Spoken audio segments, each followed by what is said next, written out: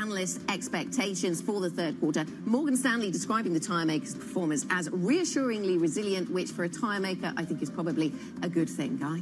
Absolutely. Does that signal, though, that people are driving older cars because they therefore have to replace their tyres? I don't know. Maybe there's some sort of signal in there about the EV space there as well. Let's talk about how the European Open is looking as we head into this Friday session. A little higher, I think. Maybe on the back of the outperformance yesterday that we saw at the back end of the US session. But here we go. The Friday session is almost upon us. Let's take a look at the numbers we are getting. We're expecting 2/10, maybe 3/10 to the upside for most of these main markets.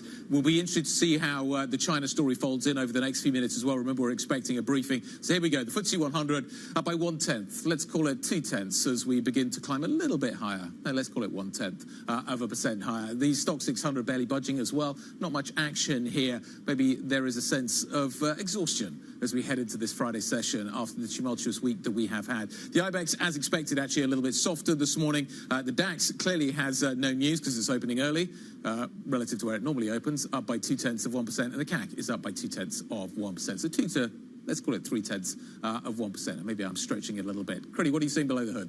Well, it looks like this is a Guy Johnson Core 6 kind of day because those are your big movers to the upside, at least when it comes to index contribution. Novo Nordisk, SAP, and ASML at the top of the pile when it comes to the gains that you're seeing on the screen. To the downside, though, and we are seeing a little bit of a mixture of some of the weights on this index. A lot of this seems to be a little bit in the banking sector. I'm seeing a little bit of Santander and a little bit of BBVA as well, which might explain that red on the screen that Guy was talking about when it came to the IBEX as well. So the bank stocks seem to be the underperformers, but even they are just flat right now. The rest, it seems to be tech, healthcare in the driver's seat, a defensive trade on the surface, Anna. Yes, and looking at what we're seeing out of China, because we set this up at the before this break, didn't we? We talked about what that might lead to. We're seeing China's top lawmakers approving the local government debt swap plan. There doesn't seem to be any number attached to that just yet, but this press conference is just beginning. These are live pictures coming to us, and as I mentioned, yeah, China's top lawmakers approving that local government debt swap plan. So what does that do to the local government's ability to invest in local infrastructure? What does it mean for urbanization in China? That's been something that local governments has seen as quite big drivers of. So we'll certainly keep an eye on that and everything that leads into that trade. We'll be looking, of course, for how this affects the mining sector, for example, if it's all about infrastructure build. As Critty said, there's a fantastic Top Live, TLIV Go is the function you need to use. A live blog as this event unfolds in China. People are taking pictures as everybody settles in, but I suspect we're going to see some policy announcements over the next few minutes. So TLIV Go, place to be. Absolutely. And you should maybe stay I mean, maybe here first. Yeah, here first. We'll have them both, all right here. But look, not seeing major reaction in the currency as well. We'll see, of course, what those comments look like. In the meantime, I was all ready to talk U.S. election. I think the last 90 seconds has completely changed my roadmap. Let's bring in Bernie Akong, Global Multi-Strategy Alpha CIO at hedge fund manager UBS O'Connor. Pleasure to have you on the program. Maybe we marry the two key topics here. What is a bigger mover for markets right now? Commentary out of President-elect Trump, or what we're going to hear out of China? Definitely China. I think the market is waiting to hear whether there's going to be something on the consumption side. As you said, the headlines right now look like it's just a debt swap, which is frankly not going to be that exciting for markets. But the big factor is really between now and the end of the year, are we going to get some incremental stimulus on the consumer side from China? In terms of how we price this in, where we price this in, do I play this through China? Do I play this through Europe? Where's the underpriced trade around the China narrative? I think you can play it through European cycles, which don't necessarily have to have that direct exposure. The problem with that direct exposure is not only just, are we going to get the stimulus, but obviously, what are we going to hear out of Trump now and from the tariff side? There are a number of European cycles which aren't in the direct line of fire, which will benefit from improved China stimulus, but also are going to be helped by the fact we're seeing right now orders to inventories improve. Like October, that's the story that's not getting talked about so much, actually. October, the data you saw coming out of Europe in terms of orders to inventories, as well as US and China, is dramatically improved. And if you look at the ECB lending survey for Q3, Germany is leading in terms of improvement across a lot of Europe. So that's going to help European cycles, and the China stimulus could be just a kicker on top. In terms of the Germany trade, is this as bad as it gets? Are we at peak European pessimism? Does it get better from here? You just factored in the China trade. You got a German election coming up. You got euro-dollar potentially heading down to parity. ECB is going to be cutting rates a little bit more aggressively. Does Europe stick out as the kind of the underpriced asset right now, or is that still China? From a cyclical perspective, to me, it does. I mean, I think it's something we've probably discussed before, where structurally I still think there's a lot of question marks in Europe. But from a cyclical perspective, it does stand out as the one where there's not a lot priced in. I think I saw one survey the other day where people had to vote on what the favorite equity index was going to be in terms of the next few months' performance. And I think out of survey maybe 150 voters, I think one voted for Europe. It's pretty depressing when you see that. But from a cyclical perspective, I mean, you touched on Germany. I think the other thing that's fresh and live is what we saw yesterday in terms of the government, starting to fall apart and really call for snap elections. I do see that as a positive. I think that is a signal that we're going to have a pivot from a fiscal perspective, which has to be more supportive. And frankly, the economy needs it. And that's going to be, bring, I think, a different, renewed confidence from a lot of the corporates and then, therefore, investors. Let me just go to a few lines coming out of China. So we're seeing the Finance Ministry and the NPC giving this briefing. They're talking about the scale of this debt swap, local government debt swap. 6 trillion yuan in local government special bonds is being discussed today. All this 6 trillion yuan are local special government bonds. The debt proposed, anyway, lots of lines coming through, and they all have 6 trillion yuan attached to them. I saw a range of 6 to 10 trillion, so we'll see how this goes down with the market. The IMF has said that there's 60 trillion in total in terms of this supposedly hidden debt in China. We'll let the market digest some of that and see how that goes down with investors. But what's at stake for Europe in this is interesting, Bernie, as you were just uniting these themes, talking about Germany a little bit there. Germany has, according to some of our analysis I was reading this morning, not just a cyclical problem, but a structural problem, and an over-reliance on the Chinese demand might have been one of the things. I mean, that's a bit of structural and cyclical, perhaps. Maybe they need to take action on both. There's still quite a lot at stake for Germany in what's going on in China, I suppose, is where I'm getting to. Yeah, no, absolutely. And just on those numbers, I would say 6 trillion local government debt swap, that's probably in line with expectations. I think to really have a positive for markets, you want to see something which is 2 trillion or above, specifically talking about consumption-related stimulus. So at the moment, what we're seeing, I would say that's going to be a slight disappointment in the margin. And specifically to your question around Germany, yes, they're still going to be reliant upon China in the near term, for their growth. I do think with a new government, you're going to see them start to pivot and change some of their policy to focus more inwards and domestically. Things like, obviously lowering the tax rate, like the CDU-CSU is talking about, is going to be important. They're going to probably give a number of incentives, I'm guessing, to smaller domestic-focused companies and businesses. So I think they recognize that, and they're going to have to transition. Speaking of that transition, I mean, off of these China headlines, we are getting, I should mention, a little bit of weakness, of course, in the Chinese yuan and a bit into U.S. Treasuries as well, which I thought was interesting coming off of these headlines. I want to pivot back to the U.S. story because we're talking about taxes, fiscal sustainability as well. Talk to us about the range on the 10-year now that we have a Trump administration. I think we'll have a Trump administration. That is the key risk. So, like, when people ask me what could derail, this optimism now post-elections, I think it is really the level of the 10-year. So you're right to focus on that. And for me, I think it's going to be a level which is probably 460 and above. Why do I say that? I think 450, is a threshold. Obviously, it's which people talk about a lot. You have a lot of advisors recommending to their clients buy treasuries at 450. It's almost a no-brainer, I hear some people say. I think people are going to get concerned when 10 years move sustainably above that level. They're going to say, hey, you told me to come in and be buying treasuries for 30, 440 as we get closer to 450. Why is this not working? Why is it why treasuries continue to sell off? And then people are going to start to worry more about some of the negative effects we've talked about in terms of Trump coming to power and obviously having a Republican-led Congress. That is the key issue for equities. As long as we don't have that, I do believe we can continue to trade in a very favorable fashion in the near term.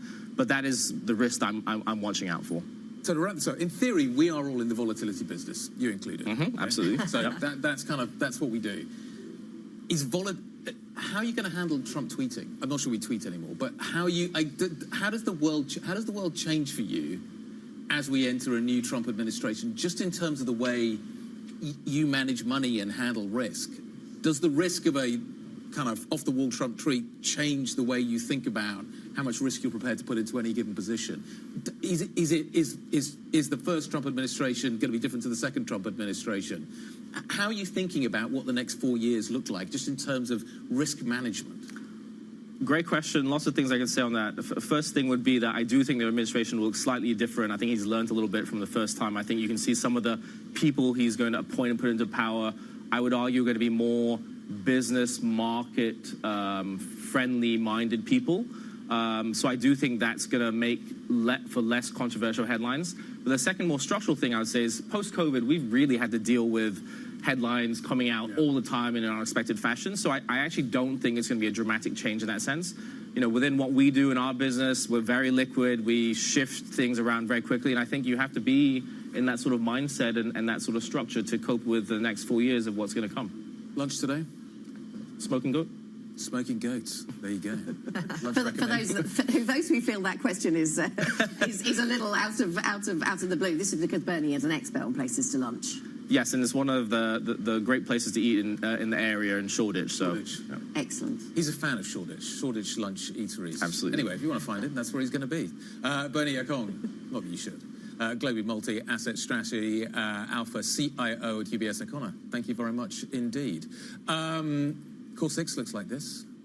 Mixed this morning. Look, Ferrari's a little soft, LVMH is a little soft. LVMH is really quite soft, actually. That's interesting in the light of what Richemont said this morning. They're seeing weakness maybe in the watch side of the business. I wonder if that's reflected in the LVMH numbers this morning as well. Nestlé's a little soft as well. Tech looks broadly bid. Novo's been really bouncy this week, really choppy, that stock. It's been one of the big movers in terms of the volatility around Europe. Let's get some individual movers. Let's get some more individual movers. Here's Joe. So one big mover today, Guy, is over in UK home building. Vistry down 13.5% at the moment. The company warning that it hasn't quite fully stated some of its costs. They've had to re-add that to their latest earnings, according to a statement today.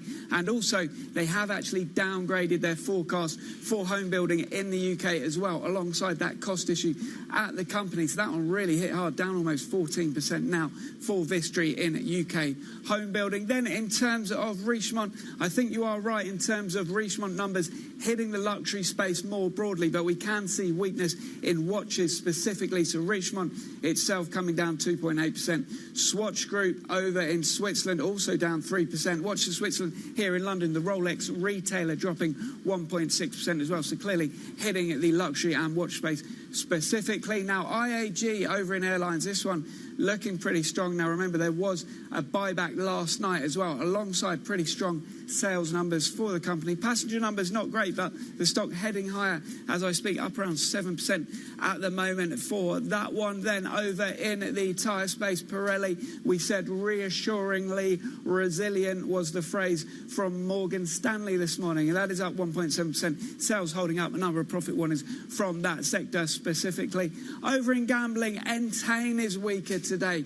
This coming from DraftKings in the US. Now, DraftKings actually saying that sports gamblers in America did really well in the last quarter, and that is not good for US bookmakers. They have been paying out more money, and that's reading through into Entain, which runs BetMGM over in the US as well.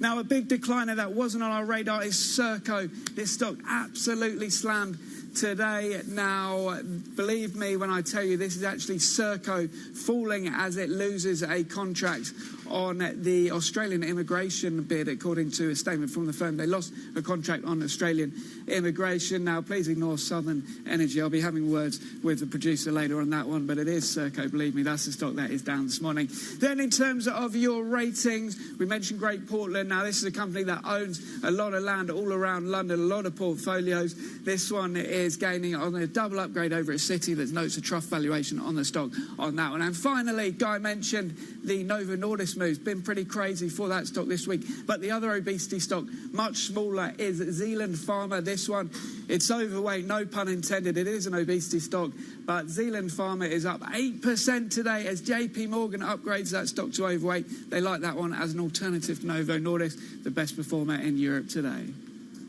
Joe, thank you very much. Joe Easton from our equities team. We will come back with an update on what's going on in China. A lot to talk about there this morning and what's happening to markets in the wake of that. We'll also focus in on the aviation sector. As Joe mentioned, shares of IAG in the green after delivering a third quarter beat. More on the results next. This is Bloomberg.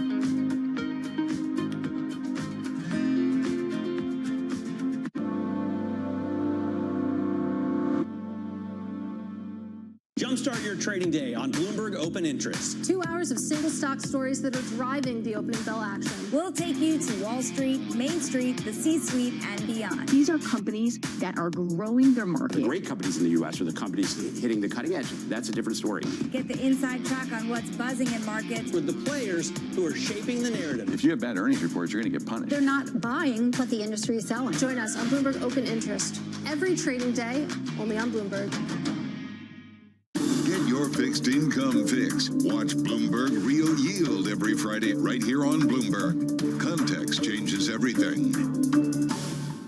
Middle East and Africa. Vibrant resources and high-yield investment opportunities abound. Join me on Horizons Middle East and Africa for the stories, newsmakers, and insight from this exciting region. Now weekdays, only on Bloomberg. From our studios in New York and San Francisco, our expert hosts have the data and analysis about the companies you know and the startups to watch, plus the interviews you don't want to miss.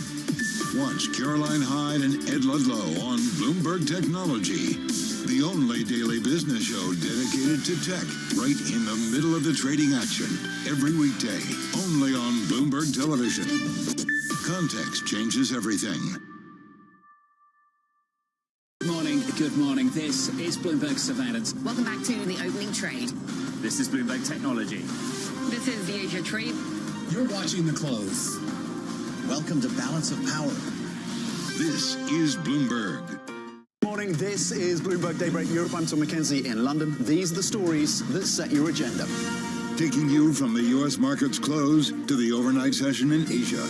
We'll walk you through what you need to know to kickstart the European trading day. Live from our European headquarters, we bring you the day's top market-moving stories, unmatched expert analysis, and on-the-ground reporting from across the continent. Tune in to Daybreak Europe, only on Bloomberg Television. Context changes everything.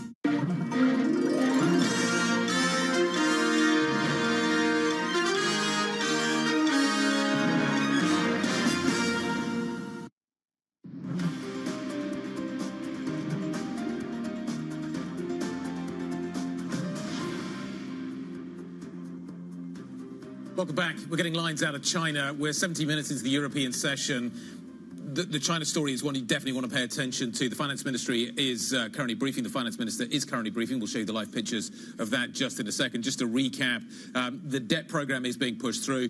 Looks a little bit cautious, maybe in terms of relative to expectations. He hears those saying that it will cut local debt burden to 2.3 trillion yuan from 14.3. So that's quite a big reduction. As Anna's just pointed out to me, the swap will allow resources for investment and for consumption. Yes, we'll see how that is expected to work through, because you can see the link to investment spending and to construction, perhaps, the consumption line. We'll have to see. This is having an impact on risk. Sort of risk-aware assets here in Europe. So we see the euro taking a leg down on this, down by 0.3% against the dollar. The Aussie dollar, obvious links to China from that economy, of course, that's down by 0.7% now. We're actually seeing German bonds gaining. There's a lot of other noise happening in the German bond story right now, so I'm not sure about that. But we are certainly seeing a reaction, and the Chinese currency, of course, is one of those that is weakening as a result of this. It's going to be really fascinating, especially on that consumption line, because you're already seeing that in pieces of the European market, and that's where maybe we connect the macro with a little bit more of the micro here in Europe. Richemont shares, for example, are down this morning, and of course, there's a lot to kind of connect the dots between luxury and China as well. The Swiss luxury group reporting a slump in profit in the first half, citing weakness in its watchmaking division caused by, again, falling Chinese demand. Those shares down just shy of about 3% this morning. Bloomberg opinion columnist Andrea Felsted joining us around the table for more. Andrea, connect the dots for us here. Talk to us about their performance. Well, China is weighing on all the luxury groups, and we've seen that with Richemont. Jewellery is holding up, but watch demand has really come under pressure, and it's really that lack of demand for watches that is behind the weakness. And China in particular then, Andrea? Yes. Or do we know? Because they talk about Asia, but we suspect that's China. It's really China. It's China and it's watches. There is less demand for those, upmarket watches, IWC, A. Lange & Söhne, Panerai, all those types of models. So what does this mean going forward for the group? This is a hard luxury group. How does it move forward from this? Are there other areas that we can see pick up in demand? What does this mean in pricing for everywhere else? They've been the watches have gone up a lot over the last few years. They have. Does that now taper off? It probably does a bit. They were still quite upbeat on China for the long term. Don't want to pull back their visibility and presence there. They said they couldn't tell when it would turn, but they did expect things to improve in the midterm. They didn't put any... Because others are signalling that they think that China's bottom now and it's going to improve from here. Other luxury groups. Yes, there's not a lot of visibility. I think, I don't think anyone's expecting it to rebound. We may be at the bottom, but there's not a lot of visibility on when it's going to come back. Andrea, thank you very much indeed. Andrea Felsted of Bloomberg Opinion on what is happening at Richemont and by extension the luxury sector this morning. Let's turn to what is happening in the aviation space. British Airways owner, Iberia owner, Aer Lingus owner, IAG has posted third-quarter earnings, beating estimates on higher demand for transatlantic routes. Let's get the details now with Benedict Camel, Bloomberg's global aviation lead. Benny, let's start with the numbers. These numbers are really strong, and I can't help but compare and contrast what we've just heard from Ben Smith a couple of days ago at Air France and what we're hearing from Luis Gallego at IAG this morning. Why are they in such a different space? Why are the numbers so different at IAG versus Air France KLM?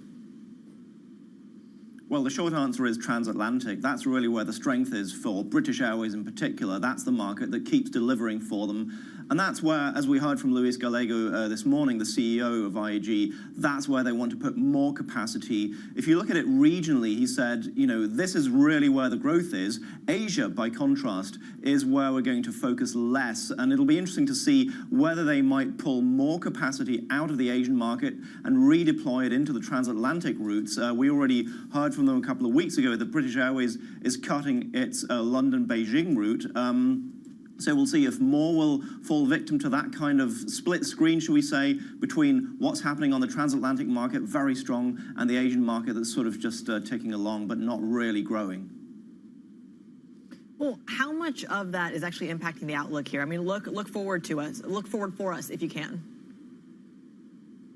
So the outlook is fairly strong. They said they expect the rest of the year to remain strong. They expect costs to remain low. That, again, is a contrast to what we heard from Air France yesterday. Those shares yesterday really took a clobbering, falling quite dramatically. And you can see the contrast also in the stock today. IAG up significantly, the most in more than 2 years. And one thing they did say was that they are taking their capacity expansion, so sort of the number of seats, simply put, down ever so slightly. They now see capacity expansion at 6%. They previously saw 7%. A little bit of that has to do with Asia. Some of it has to do with issues they've had with Rolls-Royce engines. And that's a space that we'll have to keep watching. If there's one fly in the ointment for IAG in a very strong set of results, it is that they can't fly their Dreamliner planes, the 787s, in the way that they wanted to because they have issues with those engines. And that's going to be something that might actually damp their growth a little bit going forward.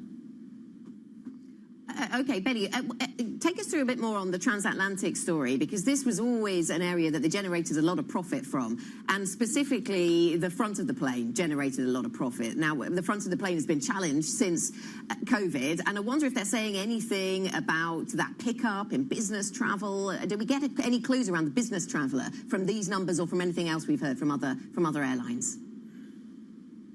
That seems to remain fairly strong. The business travel market, you're right, has been challenging. And what we've seen since COVID, really, is sort of a migration from the back of the plane to the front. So more people who would normally fly economy or premium economy had sort of pampered themselves, had moved up and gone into business and maybe even first. That is starting to slow down a little bit. And we're seeing some return of corporate travel, certainly not to the degree that previously existed pre-COVID, but it's coming back a bit. But if there's one thing about the transatlantic market, that remains a really strong corporate market. And because British Airways in particular, and also Aer Lingus, have a really strong hold on that market, that's helping them quite a bit, and you're seeing it in the numbers. Benny, I hear what you're saying about the North Atlantic. To what extent, though, also is there a difference between some of the European carriers in terms of their fleet? We talked earlier on this week about the fact that Air France has a high maintenance cost problem at the moment. You've alluded to what is happening with some of the wide bodies and the problems they're having with Rolls engines. But does Air France have a bigger maintenance parts cost issue than maybe IAG does? Are there other ways of looking at this other than simply what the top-line revenue number looks like? That seems to be the case. I mean, IAG, as I said, or British Airways in particular, has the issue of the 787. Those are flown with the Rolls-Royce engines, and that's something that might really cause some problems for them going forward. If you compare it to Lufthansa, if you look at the three big companies, IAG, Air France, and Lufthansa is probably the one that has the biggest sort of maintenance and old aircraft issues, just because they haven't upgraded their fleet to the degree that the others have.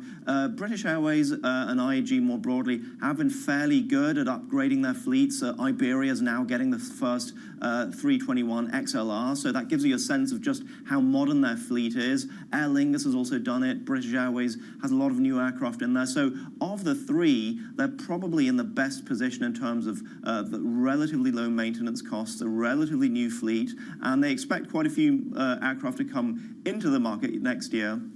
So that'll continue to help them. Thanks very much, Benny. Good to speak to you. Benedict Camel, Bloomberg's global aviation lead, with us here to talk about what's going on in the aviation sector. He was talking there about weakness in Asia and the weakness in the Chinese economy, certainly a feature of programming today. We've got assets on the move as a result of an underwhelming briefing coming through from the officials at the National People's Congress. It's ongoing, though. Iron ore prices down by 3%, just one example. It's the currency's definitely taking it a little on the chin this morning, isn't it? We're certainly seeing some examples of that. We're going to leave you with live pictures of the briefing that is following the NPC. The NPC is now closed. It has been a tumultuous week on many fronts this week, and this is just the latest. But you can see the reaction in dollar offshore as you watch this unfold. We'll continue to monitor this story very, very carefully over the next half hour. This is Bloomberg.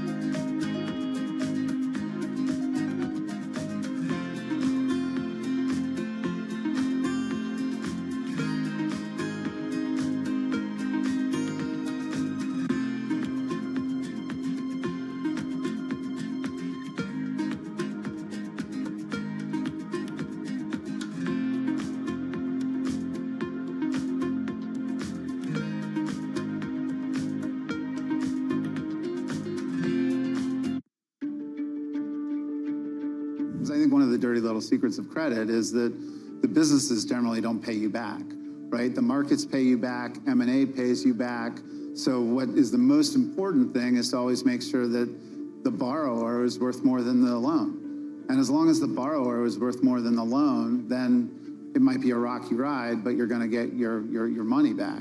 And this world where there's these disruptive companies that have, let's call it 100, 200, 300 million of ARR, are looking to not raise equity capital because of the fact that they raised it in 2021 or 2022, and no one really wants a down round. But there's a lot of capacity in the capital structure to have, let's call it a structured solution.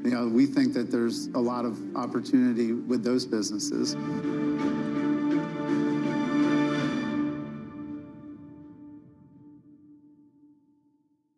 The countdown is on. Everything you need to get the edge at the end of the market day. Big tech earnings kick off later this afternoon. Gilead is coming out right now. We have take two numbers. Back to the markets, right? Our bread and butter. NVIDIA is one of the best stories in the tech space. That actually matters a whole lot more. It might shock some of your viewers. You're watching The Close. Get ahead of tomorrow's trading with The Close. Weekdays on Bloomberg. Context changes everything. From the beating heart of global finance, economics, and politics, and wherever newsmakers are moving markets, Bloomberg brings you conversations that allow for deep discussions and important insights. What do you think the future is for inflation? Is this a new normal? Are markets too optimistic? How do you worry about the things that are outside your control? How does the current fighting completely stop? I'm Francine Lacroix, and this is The Pulse, every weekday only on Bloomberg. From the world of politics to the world of business, Joe Matthew and Kayleigh Lyons deliver news, insight, and analysis live every trading day. Balance of Power live around the world every weekday, only on Bloomberg.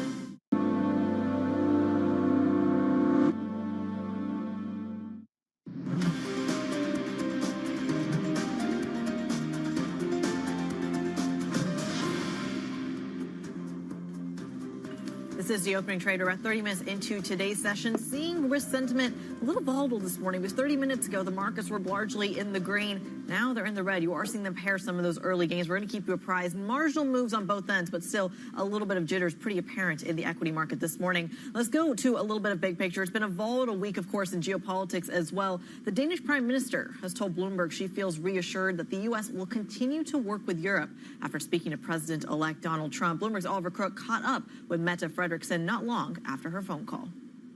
First of all, I had the opportunity to congratulate the new elected president. I know him already because we used to be colleagues back in time. We had a long discussion about some of the topics that are a big concern for US and for Europe. Of course, the war in Europe, Ukraine. The closer cooperation between Iran, North Korea, Russia, and unfortunately also China. We talked about defense and deterrence and the future of NATO. We had the opportunity to talk about Israel and the situation in the Middle East, and also our common concerns about Iran. So it was primarily a discussion about security, defense. I am really transatlantic. And I said, of course, to the president that I hope there will be no conflicts, no bad discussions between Europe and US, because I think, especially in this world of today, we really have to stick together.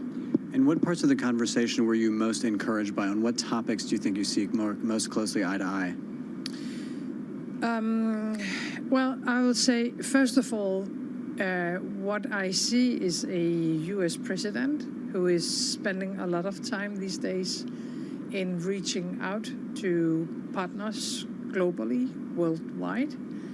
That is, of course, important, but it's also something that we are thankful about from a European perspective. I heard the president being very direct in saying we have to solve these problems, and I did not see any signs of, U.S. is here and Europe is there. I had the feeling that we are going to talk about these issues. We're going to try to solve them together. And even on this subject of Ukraine, because of course this has been, I think, the largest concern for a number of your colleagues and yourself, I imagine, in the lead up to the election. Were you reassured about what he had to say about Ukraine? Do you know if he's, open to talking to Vladimir Putin? There had been this sort of 24-hour ultimatum you talked about. I think it's better that you ask the incoming president about what will be the priorities seen from a U.S. perspective. But I had no bad feelings about a U.S. moving away from Europe or a U.S. moving away from taking up on responsibility for what's going on globally. And of course, from a European perspective, that is important. The Danish Prime Minister speaking exclusively to our very own Oliver Crook. He joins us now from Budapest, where European leaders are meeting. Ollie, in your conversations, have you gotten the sense that other leaders are also reassured?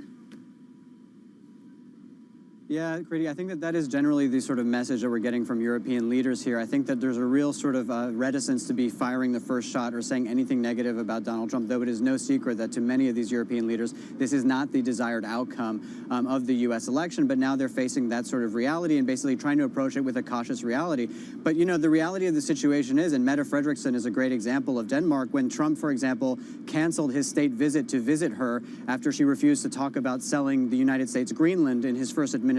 So there is sort of that other sort of side of this trade for many people. And I think that the other message has been on Ukraine that basically Europe can go it alone if indeed the United States decides to pull back.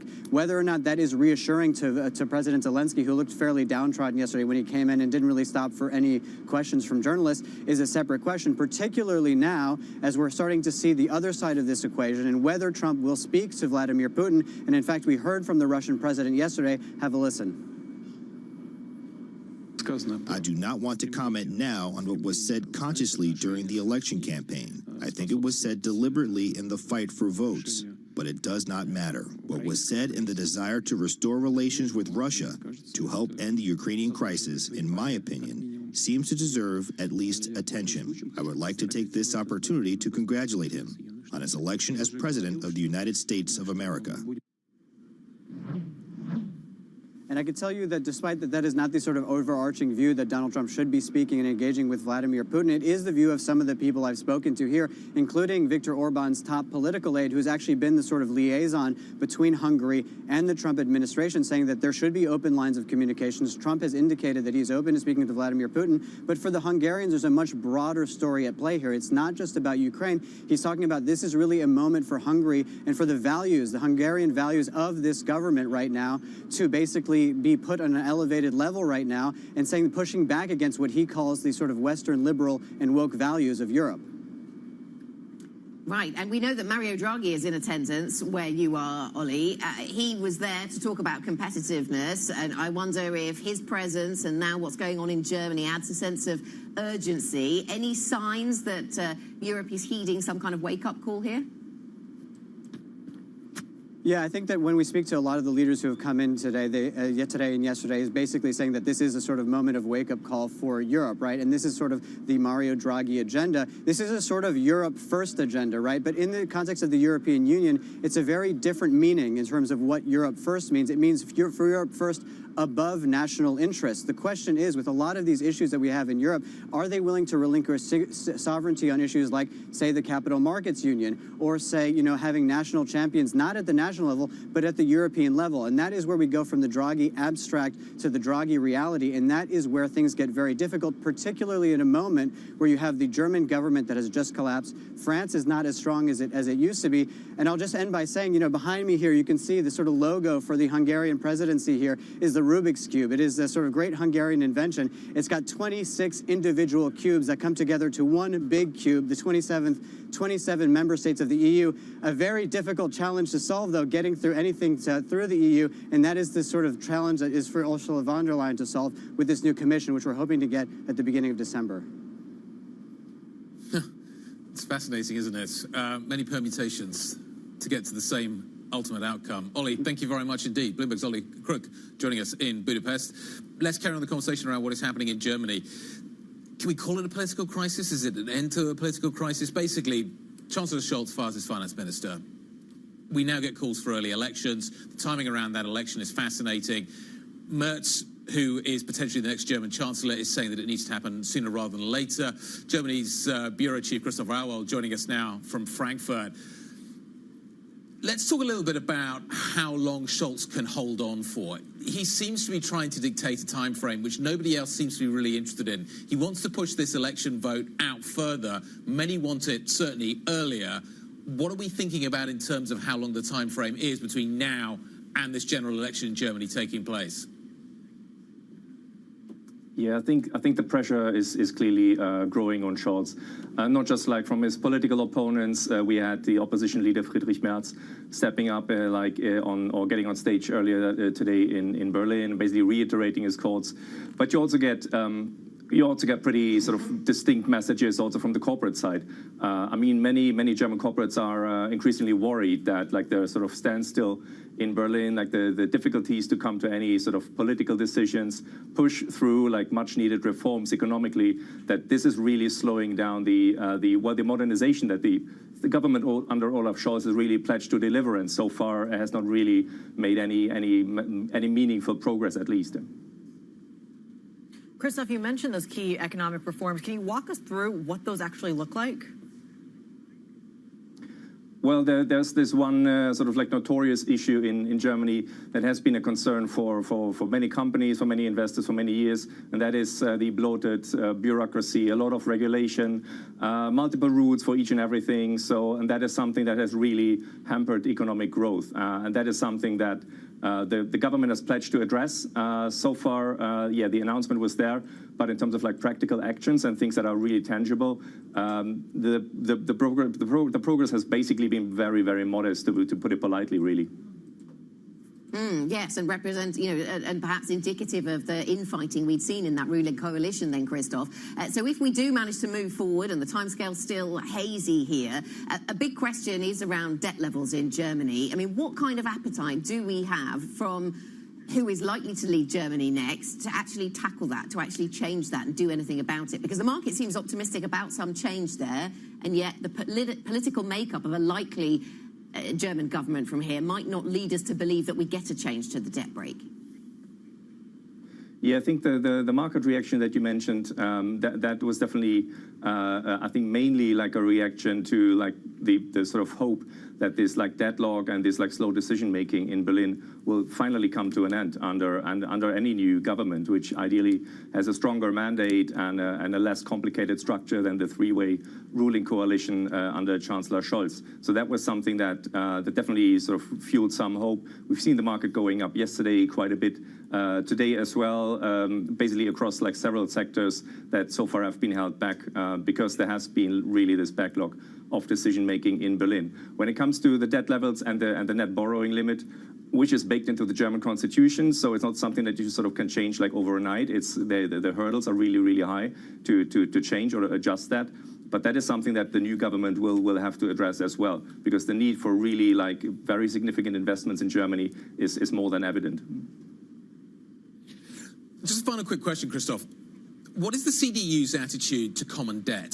It's interesting, Draghi's in Budapest today talking to the European leaders. Germany has been in some ways the biggest bloc to using common debt more often in solving some of Europe's big problems right now. Draghi is a big proponent of this. Does Friedrich Merz have a more open thought on this rather than the kind of closed thought that the current coalition has? What do we know about his history around this subject? He usually tends to be a bit more on the hawkish side. Having said that, Friedrich Merz has in the past also, I think, made it very clear that whatever like the financing methods are, the need for investments is really very much evident when it comes to like the crumbling German infrastructure, investments in future technologies, semiconductors, chips, etc. All these things need to be financed. There will probably be some flexibility on Friedrich Merz's side if he was to become like the new chancellor, but he's not somebody who would like go out and say like let's sort of issue lots of like new debt and raise the debt level in Germany, which would also be like a sort of risky play. given that the German economy has been stagnating effectively for two years now. So when the economy is stagnating and you just pile up lots of debt, it's a pretty difficult and risky combination as well. Yeah. I maybe want to lean into the cyclicality of all of this. Christoph, thank you very much indeed. Christoph Rauwald, Bloomberg's Germany Bureau Chief, joining us out of Frankfurt. Quick look at what is happening with the Chinese currency right now. The NPC is over. The press conference is over. This has been the reaction over the last half hour or so. You have seen a tick higher in the US dollar, a fade for the Chinese currency. This is not substantial. This is maybe a signal that what the market was anticipating and what was actually being delivered is a little different, but I don't think there's a massive difference in terms of the gap that we are seeing here. Anyway, that's been the market reaction. But as I say, the NPC has now concluded. More ahead. This is Bloomberg.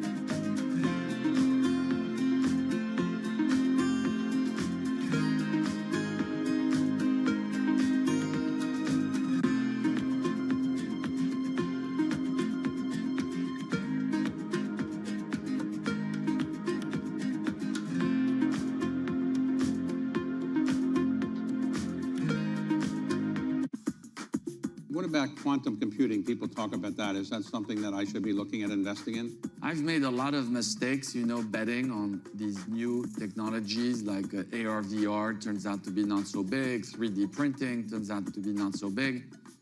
My estimate is $100 trillion was invested in today's dollar in the PC, CPU-based infrastructure. All this is going to get ripped out to put $100 trillion or more in our GPU-based infrastructure. In that sort of quantum of numbers, I feel that the quantum computing is going to be very small. You always are worried about, I presume, geopolitical events. So are there some geopolitical events you're worried about right now? Yes. I don't know why, but for some reason, I love thinking about black swans. And at the office, everybody thinks I'm weird because I'm always thinking about what can go wrong. But underpinning the AI is the chips. And the chips, despite the CHIP Act, which I think was a good idea for the US, I still think like 80% or so of the capex of TSM is in Taiwan. And so at the leading edge, a lot of capacity is in one very small area. Forget that it's just in China, it's in a very small area. I think that's very risky. Key investors, top executives, global innovators. Join me for in-depth conversations with the biggest newsmakers on the day's top stories. Insight with Haslinda Onen, only on Bloomberg.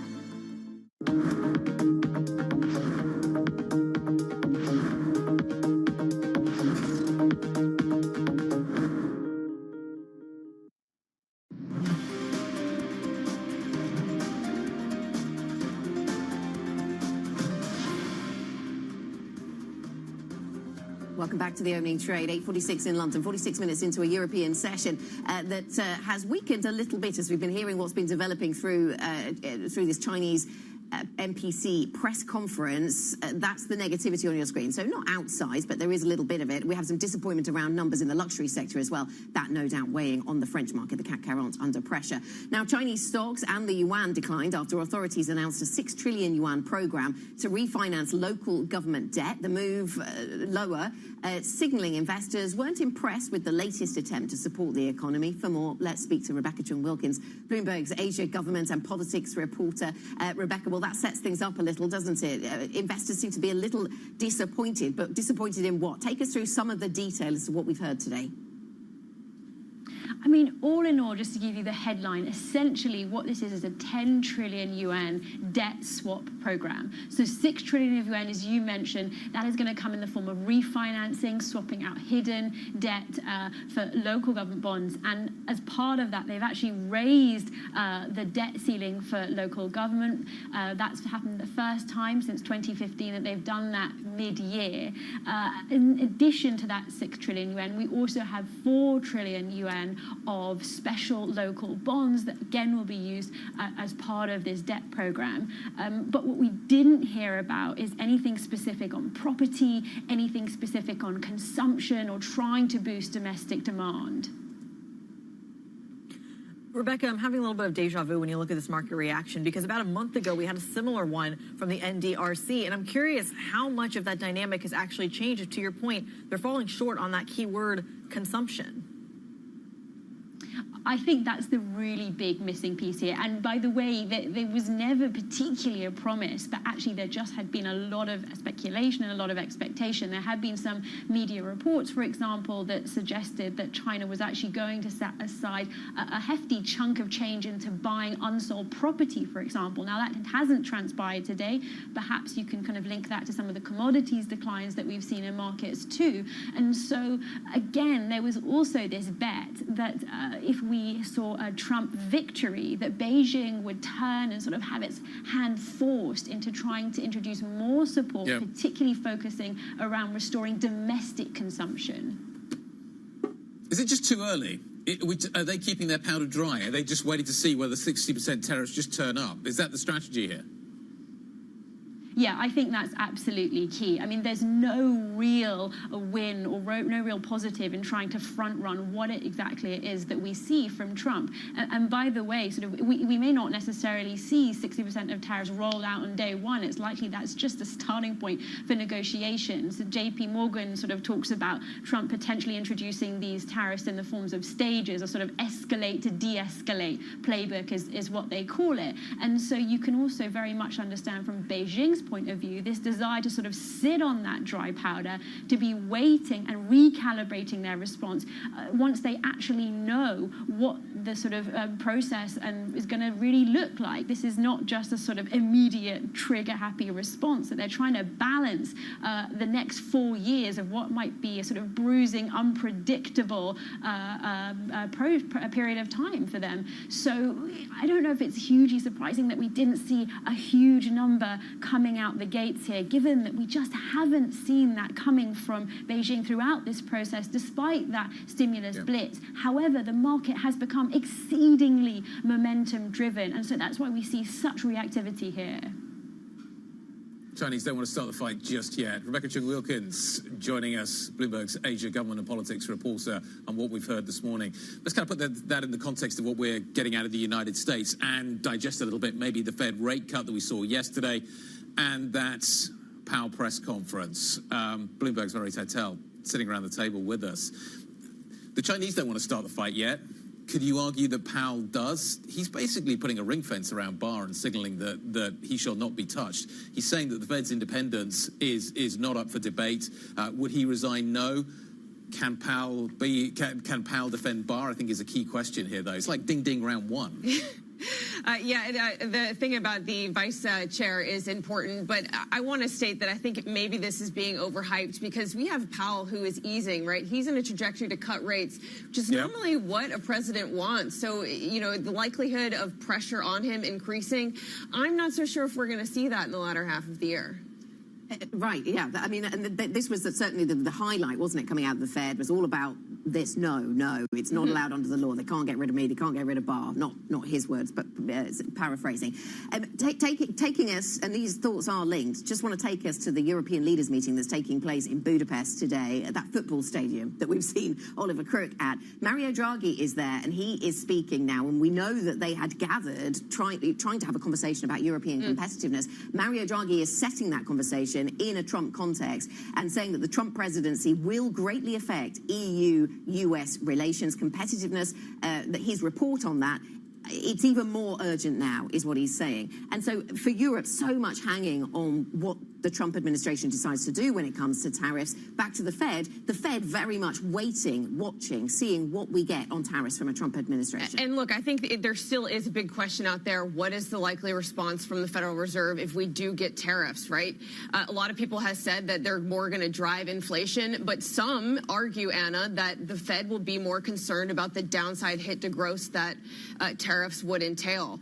Many pointing to this paper from the Fed out in 2018 that said just that. On a rise in tariffs, the impulse of inflation, the Fed should look through because the downside risks to growth was more meaningful. And if the Fed did hike in response to tariffs, a recession would ensue. That is what this paper showed.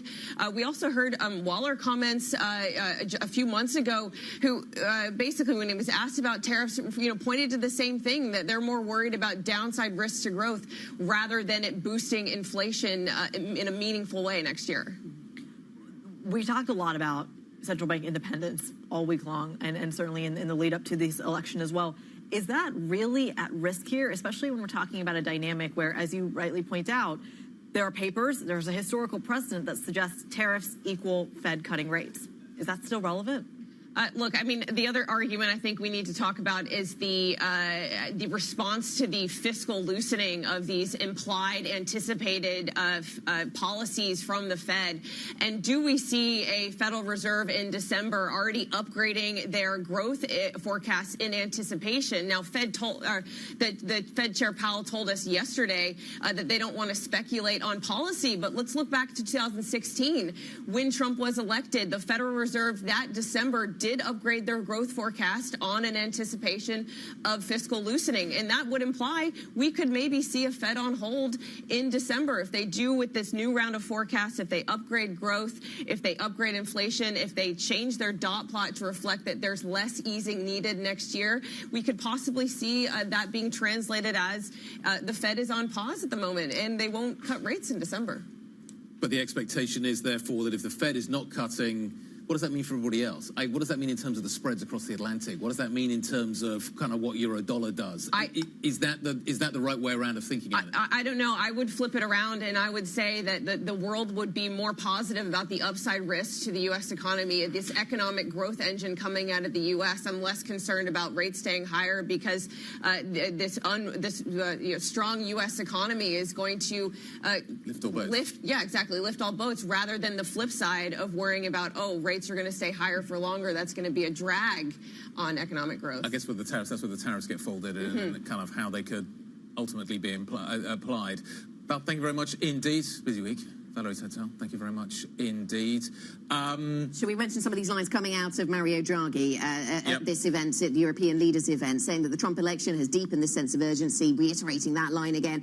We have to negotiate with our US ally to protect EU producers, and to use your metaphor about boats, because we've had this conversation all week, to what extent does a strong US economy actually have a positive for Europe, even if tariffs don't? Maybe it depends how you position your boat. And that's what he's talking about here, about trying to make things better for European producers, even in a tariff environment. Yeah, but also, how does Europe respond?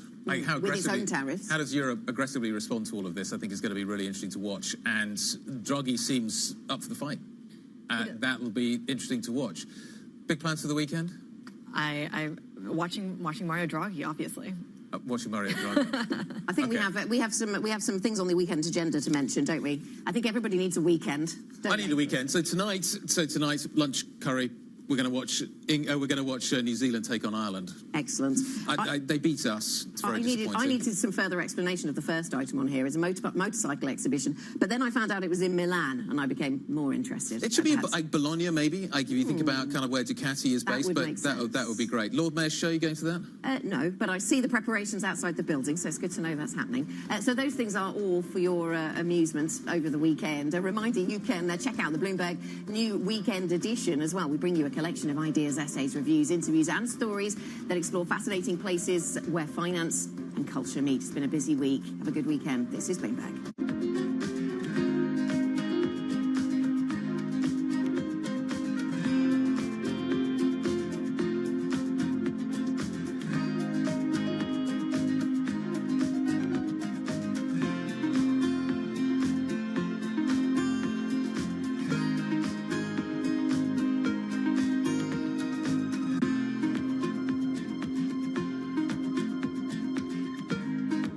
There was a feeling that I had in talking to Steve that he was a very different kind of CEO. He was focused on products, and had a belief that small teams could do amazing work. I love that vision. And I also love that in an environment where everyone was going to an enterprise kind of company, he wanted to refocus Apple on consumers. And it was brilliant because at the time, nobody was doing that.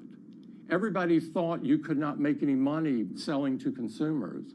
And, you know, I've never thought it was a good idea to follow the herd. I thought I had a chance of a lifetime to work with the creative genius that started the entire industry. And I didn't want to pass that up. People have forgotten this, but Apple was on the verge of bankruptcy. And it was a really awful time, and people advised me not to come to Apple because they thought that it was headed straight down. But I saw something different. I saw the sort of the sparkle in Steve's eye. And it just meant that we could pull out this turnaround for this American treasure. And I'm so glad to have been a part of that team. He taught me the value of innovation, the fact that small teams could do amazing things. I look at the size of the iPod team initially. I look at the size of the iPhone team. These were very small teams in the scheme of things. Hiring the best people to surround you, that challenge you, that have skills that you don't, and being confident with that. And also not to be married to my past views. You know, not to be so proud you can't change your mind when you're presented with new evidence and things. He could change like this. I initially was sort of taken aback by that, and then I became so enamored with it. Very few people have that skill because they get married to their past views, and I thought it was a brilliant skill. I will show you how to get the best funding for your startup idea. Let's get started. Here's the deal. If you have an amazing startup idea and need funds to fuel it, we're here to help. Simply send us a video where you explain your idea. Make it clear, concise, and compelling. Hook us in with your passion and vision. Don't forget to include your contact details so investors can reach out directly. This is your chance to shine and get your idea in front of people who can make it a reality. Imagine turning your startup dream into a thriving business. It all starts with that one simple step. So what are you waiting for? Grab your phone, hit record, and let your idea fly. The future of your startup could be just one video away. Remember, be clear, be passionate, and most importantly, be you. We can't wait to see what you've got. Let's get funded now. 10-year yield 4.2946. Again, when you speak to a lot of market participants, after this initial stampede into the Trump trade, I think a lot of people are just taking a bit of a breather, taking a pause to see what happens next. Euro dollar 107.80. We also spoke to Andrew Bailey yesterday, so we'll bring you that interview in terms of what that could mean for sterling. And then iron ore is, of course, a China play, and it's down almost 3%. So for the conversations that matter and the insights you need, let's get started.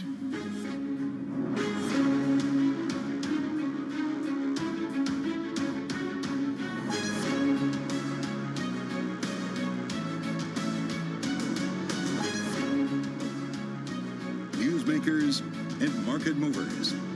This is The Pulse with Francine Lacqua. Well, good morning, everyone, and welcome to The Pulse. I'm Francine Lacqua here in London. Happy Friday. It's been a big week. It's been 2 days since Donald Trump won the U.S. presidential election, and he's already building his cabinet. Now, Trump has picked Susie Wiles, one of the top architects of his political campaign, as his White House chief of staff. Policymakers are now trying to understand what some of his policies could mean for the U.S. and the rest of the world. So let's bring in Tina Fordham, founder and geopolitical strategist at Fordham Global Foresight, and Rachel Evans, Evans, Bloomberg's managing editor for FX and rates. So thank you both for joining us. I mean, Tina stopped sleeping on Tuesday, waiting for the election, and you look awake and fresh, actually. Rachel, when you look at the Trump trade, and this I think is what the market is very telling, because they went all in, and now they're pausing and saying, well, actually, we don't really know what happens with trade. We don't really know what the tariffs look like, and so they're taking a little bit of a breather. Exactly that. And I mean, you always see this whenever there's any big catalyst for markets, that everybody piles in, gets their trades going, and then there's just a little bit of kind of a pullback. Maybe you take a little bit of profit, maybe you take some money off the table and wait to see exactly what the detail is going to be, because we have kind of sort of the sort of broad scope of what we think a Trump presidency might look like, and he's talked a big game around some of those policies, putting quite big numbers around sort of the likely tariffs that he thinks he might be able to put on countries. But we don't actually know how much of that is going to come to pass. And we also don't know the exact composition yet of Congress, which will obviously bear a lot of importance for how much of those he can actually get done as well. What do we know, Tina, in terms of, so we have the chief of staff now, the first female person to be in that role. What else do we know about his team? Of who he could pick, or even the chief of staff? This is just starting to evolve. I mean, I think there are questions about Elon Musk. Can he be this head of government efficiency with a giant axe swinging at government entitlement programs? Because will his shareholders allow him to take that role? So at the moment, there's a lot of digesting about what Trump has said and what he can actually do, who will be around him. Remember that during the election campaign, most of the people who had worked closely with him said that they didn't endorse him, let alone put themselves in the running. But of course, he's now going to be swamped with people who want to be part of an administration that has no brakes, right? Control of Congress and the White House. But Tina, so we don't know what happens to the House yet, right? So there's the White House, there's the Senate. Yes. You think it goes Republican, but is there? I mean, what kind of team will he build, right? Because policies will be different if it's only Trump loyalists, or if it's business people. Well, so will Trump be magnanimous in victory, I think is what you're asking. And we haven't seen enough to know whether he's going to change his tone. But I think that it's loyalty is what Trump prizes most. Will he bring in expertise? I think that depends a lot. I haven't seen a lot of names for Treasury Secretary, for example. At the moment, there is so much euphoria, but there has to also be some consideration about the reputational risks of being associated with an unfettered Trump administration, I think.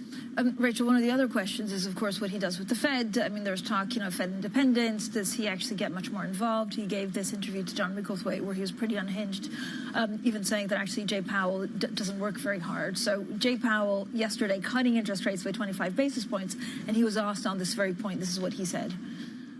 Some of the president-elect's advisors have suggested that you should resign. If he asked you to leave, would you go? No. Can you follow up on, do you think that legally you're not required to leave? No. Do you believe that the president has the power to fire or demote you, and has the Fed determined the legality of a president demoting at will any of the other governors with leadership positions? Not permitted under the law. It looks like Jay Powell's here to stay until his term ends. Yeah, I mean, he certainly came out swinging in that press conference, didn't he? I mean, we're so used to seeing central bankers being very considered, slightly academic, kind of dry. So for him to be so blunt in his kind of assessment of what he would say if asked to resign and the legality of that situation, I thought was pretty noteworthy. And I think it speaks to just how much that kind of question of Fed independence has kind of been looming over not just Powell, but markets more generally. I mean, if we think about the US as kind of the ultimate haven, it's the driver of the world's economy, it's the kind of linchpin of financial markets, it needs to see kind of Powell kind of coming out and sort of being strong, and the Fed as an institution being protected. And it sounds like Powell is going to very much do what he can to at least make sure that Trump doesn't have undue influence over his organization. So the theme of this week was definitely bond vigilantes, kind of, already telling the Trump administration, please don't spend too much or there's going to be trouble ahead, but also this dollar rally. What does the dollar look to next? Yeah, I think, we've already seen the dollar moving to a one-year high off the back of kind of the election results on Wednesday. We've seen that ease up a little bit yesterday since then. So there's going to be a question mark about how much you can see the dollar rise when you have a Federal Reserve that is still going to cut. We are not necessarily seeing as significant interest rate cuts priced in as perhaps we were, a few months ago, but we're still looking to see, another 3, maybe 4 cuts between now and the end of next year. So that could still potentially mean that the dollar has room to run if we don't see those cuts becoming more necessary and seeing them kind of getting deeper. That would obviously be a weakening impact on the dollar.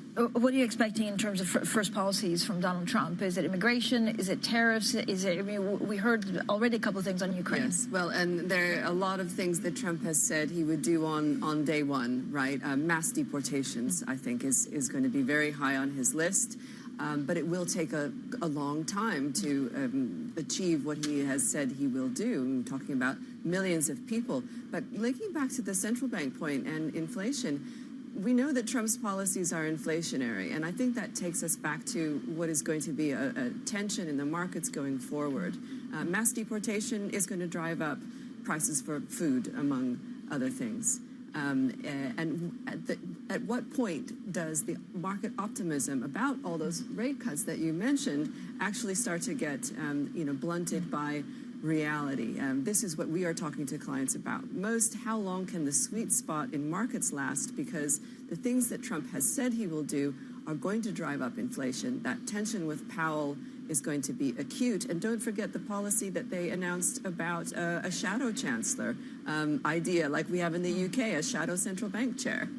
There's a lot to unpack. Tina, thank you so much. As always, Tina Fordham, geopolitical strategist, and Bloomberg's Rachel Evans stays with us. Coming up, China unveils a $1.4 trillion debt swap to support a slowing economy, with all eyes still firmly on Donald Trump's plans for tariffs. We're live in Shanghai with the latest next, and this is Bloomberg.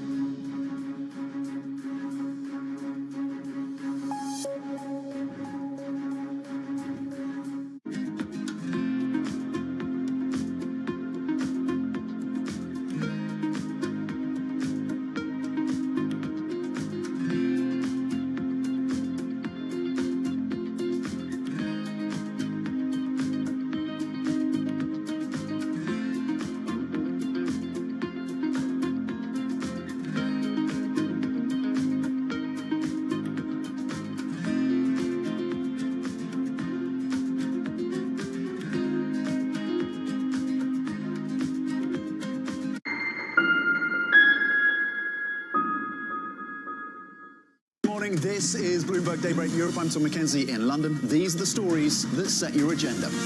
Taking you from the U.S. market's close to the overnight session in Asia. We'll walk you through what you need to know to kickstart the European trading day.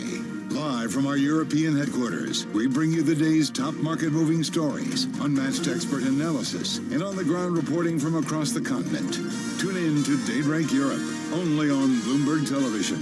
Context changes everything. Bloomberg loves earnings. I know it's like your Super Bowl, right? I can't wait. It's like opening presents in the morning. All right, it will be exciting. Nobody covers earnings like Bloomberg. As we spend some time here on the broader presidential race. Let's focus in on European politics. Makes you wonder how politics might play out.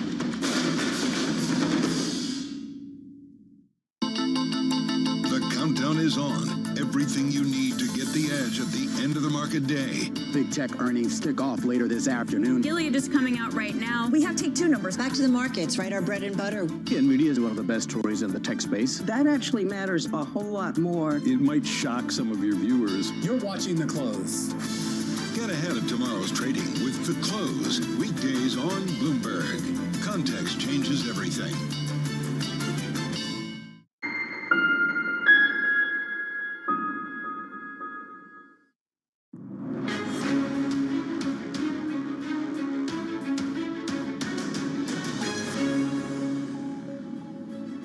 So China has unveiled a $1.4 trillion program to refinance local government debt as Beijing rolls out more measures to support a slowing economy. Now, for more on all this, let's get straight to Bloomberg. Charlie Zhu in Shanghai. Charlie, this seems to be at the higher end of what we expected. How worried are they about the economy?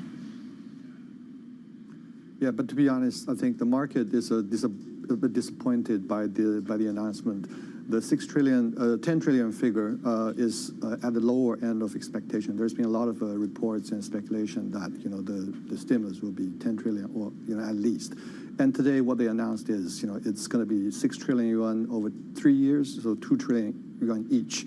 And the finance minister also said that the government will be able to issue another 4 trillion yuan and spend it over 5 years' time. So if you look at the market, the investors are a bit disappointed. Yuan has weakened slightly against the dollar.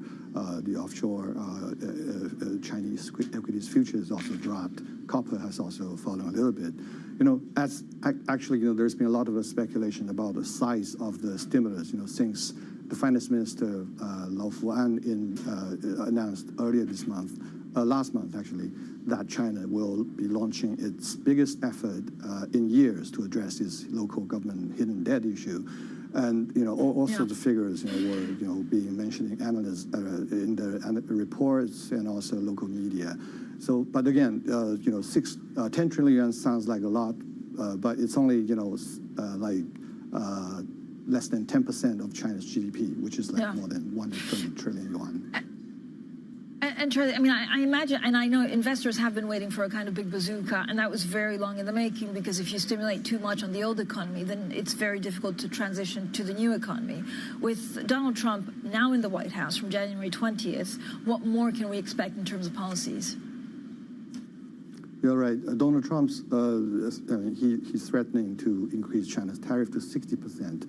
So that's definitely complicating Beijing's economic agenda.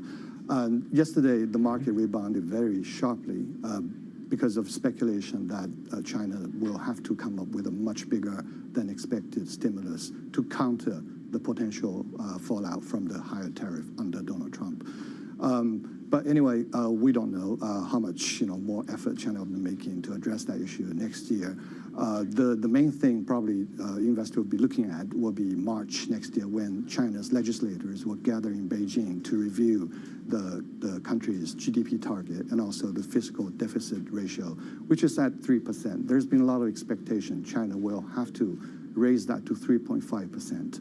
to raise the GDP, the fiscal deficit to more than 4.5 trillion yuan. And that's only part of the measures to address the problem. The main thing dragging Chinese economy is consumer spending, consumer spending, and also the property market, which has fallen sharply.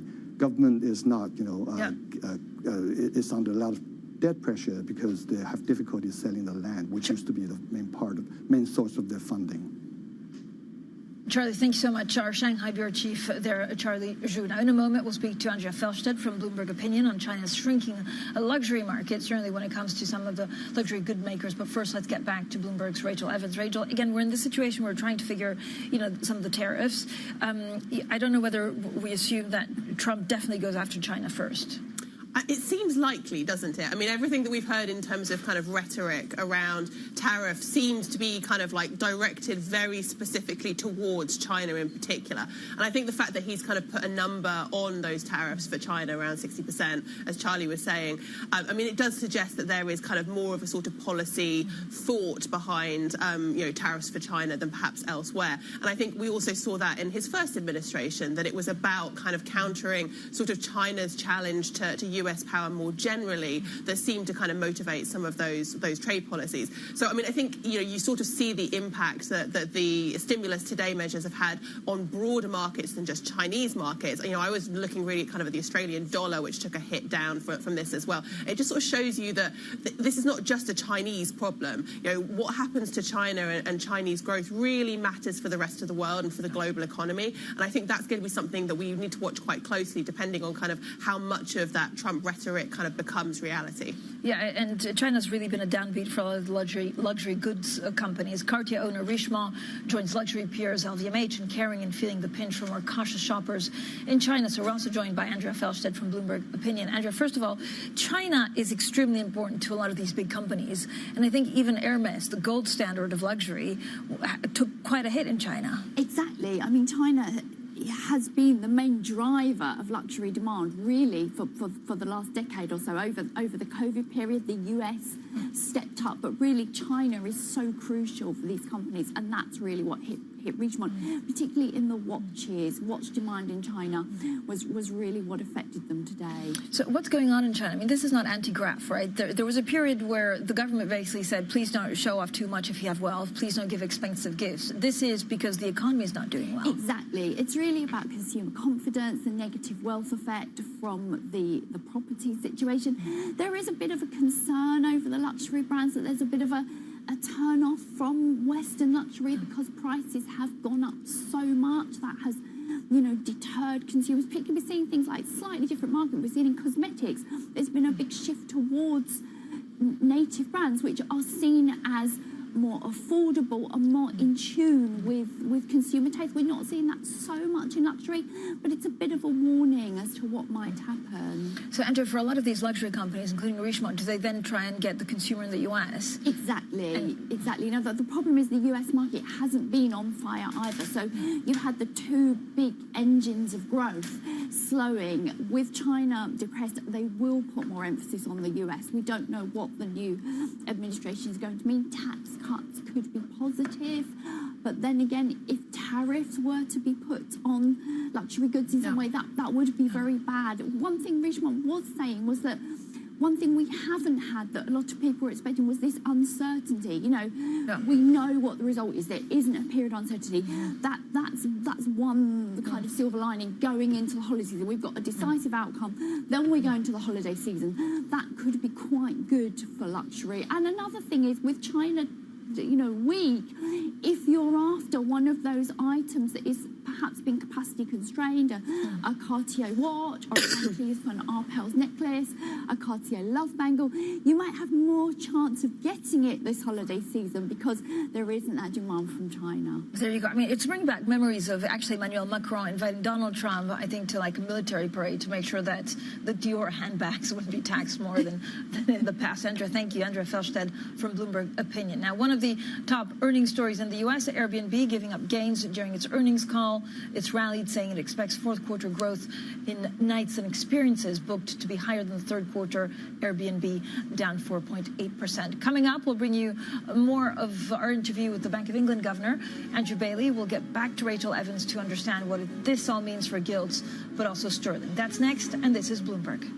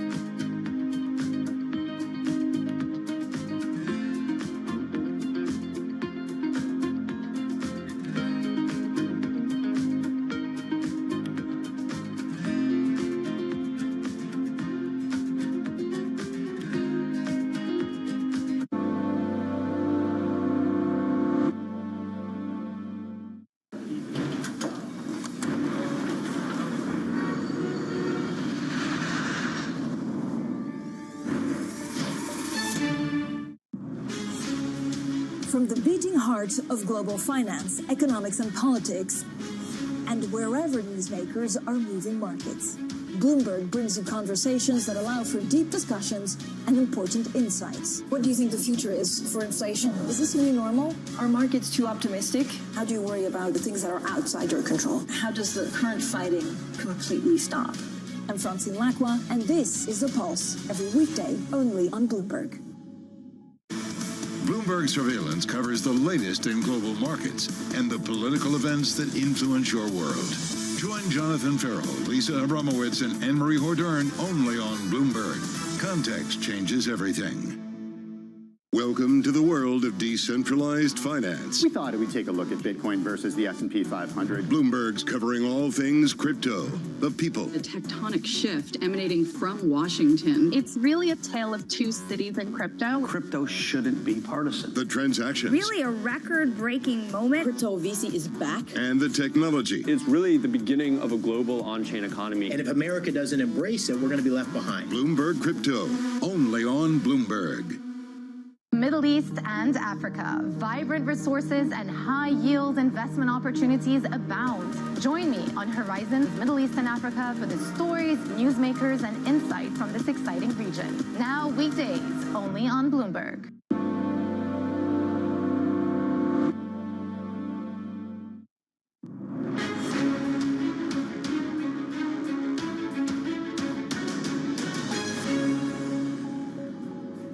There are a lot of uncertainties out there, both in the world and there's domestic uncertainties as well. So we've emphasised the word gradual again because we're going to have to take account of how those uncertainties play through. I'm not really in a position, I'm not going to, any of us are in a position to say, well, gradual means every so often. That is not a judgment that we make. But it's a judgment that the markets are making. So if you take away any major shocks, does it seem right?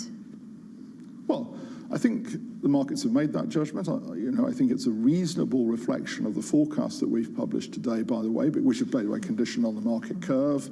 So it's a reasonable sort of reflection of that judgment that we think inflation is going to come back to target sustainably within the sort of horizon that we look at. Governor, the Chancellor said she spoke to you at the IMF, also about the budget and some of the things that were coming up. Did you warn her of market volatility or what the market would do? Well, we talked to the IMF about, I think the Chancellor said, we talked about the IMF about her evolving thinking about the budget and her evolving thinking about the fiscal rules. We have, by the way, we have a very regular dialogue. I'm on my 6th Chancellor since I was appointed, 5th since I started, and with all of them, we have a very regular dialogue, so Chancellor and I do that. So we talked in Washington about, her evolving thinking about the budget, about fiscal rules, and I think the Chancellor said, we talked last week about markets. She asked me for my assessment of markets. As the Bank of England is, we provide the Treasury with our assessment because it's obviously something that we're very close to. I'm very, very open and willing to provide that assessment. So yes, we talked through the assessment of markets. Some of our interview there with the Bank of England Governor Andrew Bailey after yesterday's rate cut. Let's bring back Rachel Evans. Rachel, I mean, the main key takeaways are that they have to grapple now with an inflationary budget, but also, question marks over Trump tariffs. Yeah, they have this kind of push-pull effect, right, of kind of, the inflationary budget, potentially meaning that they have to keep rates higher for longer, but then also this kind of unknown of tariffs and what that will mean for the UK. I do think it's interesting, though, that the UK, as a very services-led economy, is perhaps more ring-fenced than some others in Europe from those tariffs. And we have seen kind of the pound doing pretty well off the back of, a rate cut. You should see the pound fall. But just given it has the potential for the BOE to, as we were talking about, going gradually, maybe they're not going to be as hit by tariffs. Like the UK is starting to look again, despite last week's sell-off, a bit like an island of stability. There you go. Thank you so much, as always, Rachel, for joining us. Rachel Evans there, who, of course, heads all of our FX and rates coverage in the U.S. and the MEA. Coming up, our exclusive interview with the Czech Central Bank Governor, Aleš Mišel, after the bank cut its key interest rate for an 8th time. That's next, and this is Bloomberg.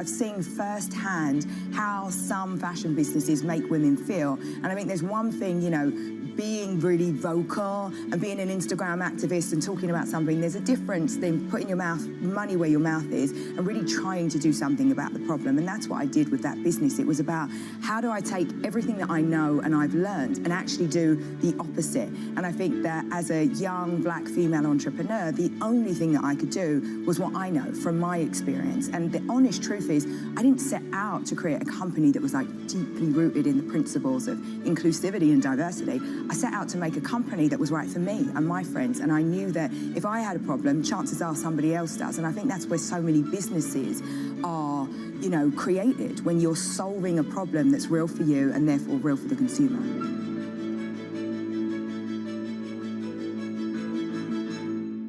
Jumpstart your trading day on Bloomberg Open Interest. 2 hours of single stock stories that are driving the opening bell action. We'll take you to Wall Street, Main Street, the C-suite, and beyond. These are companies that are growing their market. The great companies in the U.S. are the companies hitting the cutting edge. That's a different story. Get the inside track on what's buzzing in markets. With the players who are shaping the narrative. If you have bad earnings reports, you're going to get punished. They're not buying what the industry is selling. Join us on Bloomberg Open Interest. Every trading day, only on Bloomberg.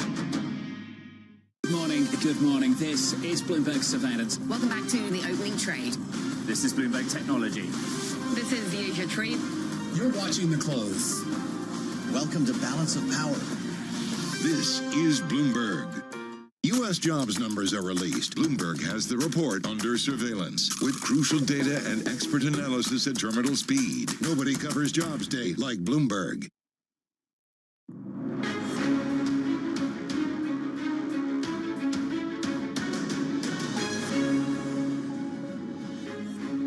Good morning, everyone, and welcome to The Pulse. I'm Francine Lacqua here in London, and these are your top stories. The Fed Chair, Jay Powell, says he will not resign if asked to do so by Donald Trump as the central bank delivers a quarter-point rate cut. The president-elect picked Susie Wiles, one of the top architects of his presidential campaign, to be the first-ever female White House chief of staff. Plus, China unveils a $1.4 trillion program to refinance local government debt as Beijing rolls out more measures to support the slowing economy. Now, the Czech central bank signaled it's moving closer to pausing a series of interest rate cuts as concerns about inflation risks prevail over a worsening economic outlook. While the Czech National Bank Board weighed a sluggish recovery against accelerating price growth before it lowered the benchmark rate to 4% yesterday. I'm delighted now to be joined exclusively by the Czech Central Bank Governor, Alois Michal. Thank you so much, Governor, for joining us here on Bloomberg and on The Pulse. How close are you to actually halting interest rate cuts? So good morning, Francine, and thank you for having me. So let me start with the big picture. When I became governor 2.5 years ago, inflation was at the highest since the change from communism to capitalism 30 years ago, and inflation was 17.5%. So we managed to reduce it to exactly 2% at the beginning of this year, and right now the rates are 4%, and we are saying we still have to be restrictive. So austerity is good. Austerity keeps core inflation, I would say, very low. It's necessary to keep core inflation very low, and that's the only way how we can keep overall inflation low in a small, open economy like the Czech Republic. But, Governor, if you look at many places in Europe, inflation is nearing 2%, but there are certain pockets where there's persistent, sticky inflation, this like inflationary risks. Where do you see them? Yeah, and that's the case for the Czech Republic as well. So we were among the first countries in Europe to achieve the exact target of 2% of the inflation at the beginning of this year. But inflation is not that. And I would say that our problem was that before the COVID, interest rates were close to the zero for more than 10 years. And too much money was created in the economy. And that is the reason, or that is why inflation pressures are I would say, very persistent, or the inflation is persistent. And I think the policy mix for the future should be, firstly, keeping interest rates higher than before the COVID for the next 10 years, I would say. So higher for longer? Higher for longer. And secondly, which is also important, governments must balance their budgets. Because if they don't do it, I think there could be a risk of second wave of inflation. And another cost shock could be like a trigger for this inflation. But Governor, it's difficult because actually, so if growth is hurt because of too restrictive monetary policy, then that will lead to social inequality. But you also have to fight inflation. So what's the lesser of two evils? Yeah, maybe Milton Friedman compared inflation to alcoholism, and I agree with that. And the story is like that. When you drink too much, or when you print too much money, then bad effects come later. But by that he meant inflation. But for the treatment, the opposite is true. So the bad effects come first. That's the recession.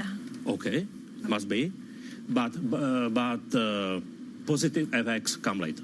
That's it. So can you talk us through your thinking in terms of, you're already discussing when to halt rate cuts. When could that come? Right now, core inflation in the Czech Republic is 2.4%. And we are saying that for the future, for the small and open economy, it's necessary to have core inflation slightly below 2%. It's not in our outlook, so that's the reason why we are already discussing when to stop the rate cutting process. And what's the right way to proceed with that? I mean, could it come as early as mid next year? We will see. No timing, no guidance. Governor, I mean, we're discussing a lot the potential of extra tariffs from the U.S. under President Trump. The Czech economy is also very dependent on car sales, and that's slowing down in Europe. How concerned are you about tariffs from the U.S. and car sales? Yeah, it could be the problem for us, for the Czech Republic, and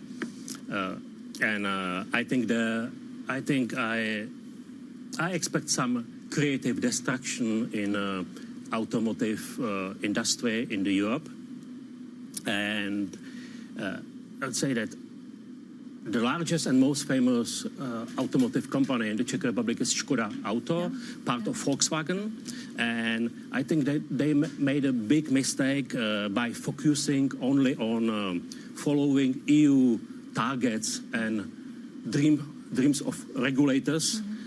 Instead of competing with Tesla or Chinese cars. So I think maybe automotive sector will be like a sad example of how regulation can harm the industry. And we as a Czech National Bank must set some example. So that means that we have to be more pro-market. And what does it mean? It means that, for example, we reduce our workforce by 5%, and we will introduce a program to cut red tape. But we have to stay strict, and at the same time we will keep a same level playing field, I would say. Governor, talk to me about gold. I mean, you've significantly been increasing your gold reserves. Why is that, and how much more will you buy? Right now you are smiling, so you like the gold. Well, I mean, you've probably done pretty well on the gold reserves, right? Yeah. So we are buying gold to diversify our foreign exchange reserve. Currently, we have 140 billion euros in foreign exchange reserves, which is around 50% of our GDP. And we need both. We need long-term return and diversification. We are gradually increasing our stock holdings to boost our expected return or expected income. And at the same time, we need to reduce volatility. And for that, we need an asset with a zero correlation to stocks. And that asset is gold. And that's the reason why we are buying gold. How much more will you buy? Okay, so in the next four years, right now we started with a storage of 8 tons of gold, almost nothing.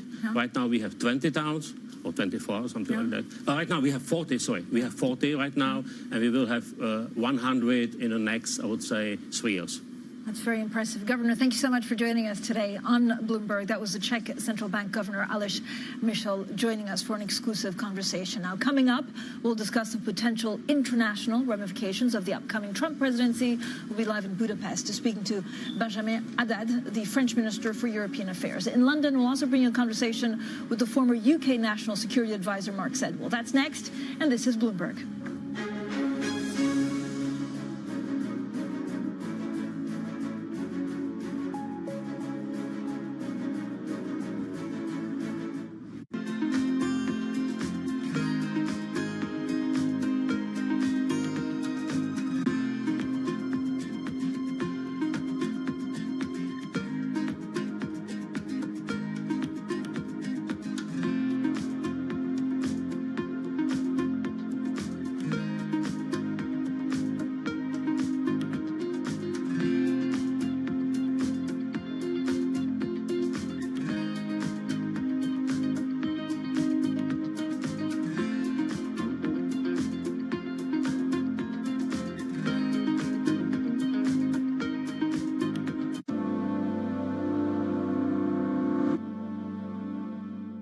From our studios in New York and San Francisco, our expert hosts have the data and analysis about the companies you know and the startups to watch, plus the interviews you don't want to miss.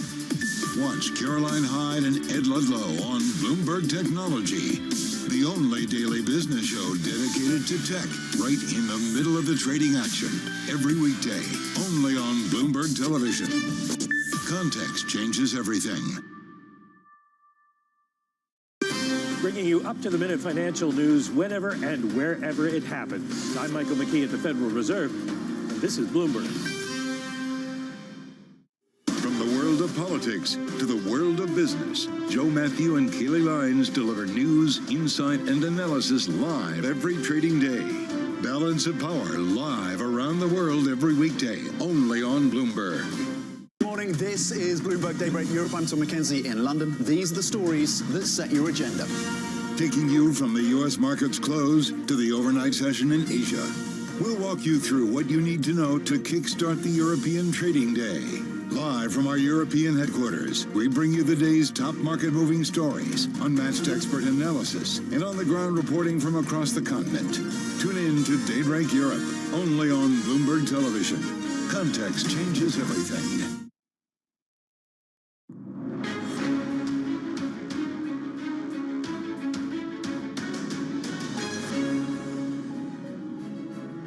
Welcome back, everyone. Now, Donald Trump's election win is set to reshape global affairs. Joining us now is Mark Sedwill. He's former national security advisor during much of Trump's first presidency. He's also chair of Rothschild & Co. Geopolitical Advisory, and he's in the House of Lords. So, Lord Sedwill, thank you for joining us. I mean, this is a week where so many people are trying to figure out what Donald Trump means for foreign policy, what it means for security, what it means for Ukraine, what it means for, of course, the Middle East. What do you think the biggest change will be?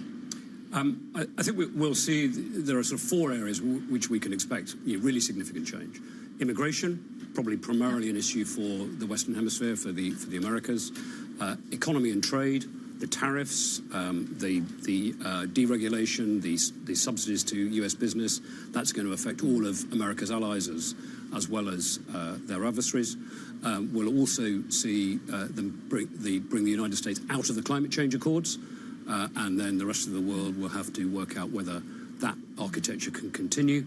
And, of course, security and defense. And there, not only do we need to think about the acute problems of Ukraine and the Middle East, but the wider issue of the relationship between the United States and allies needing to do more to to protect their own security and defence. And we've heard it from Emmanuel Macron a number of times, saying, look, we can't really rely on the U.S. as allies as we had in the past. We have to forge our own path ahead.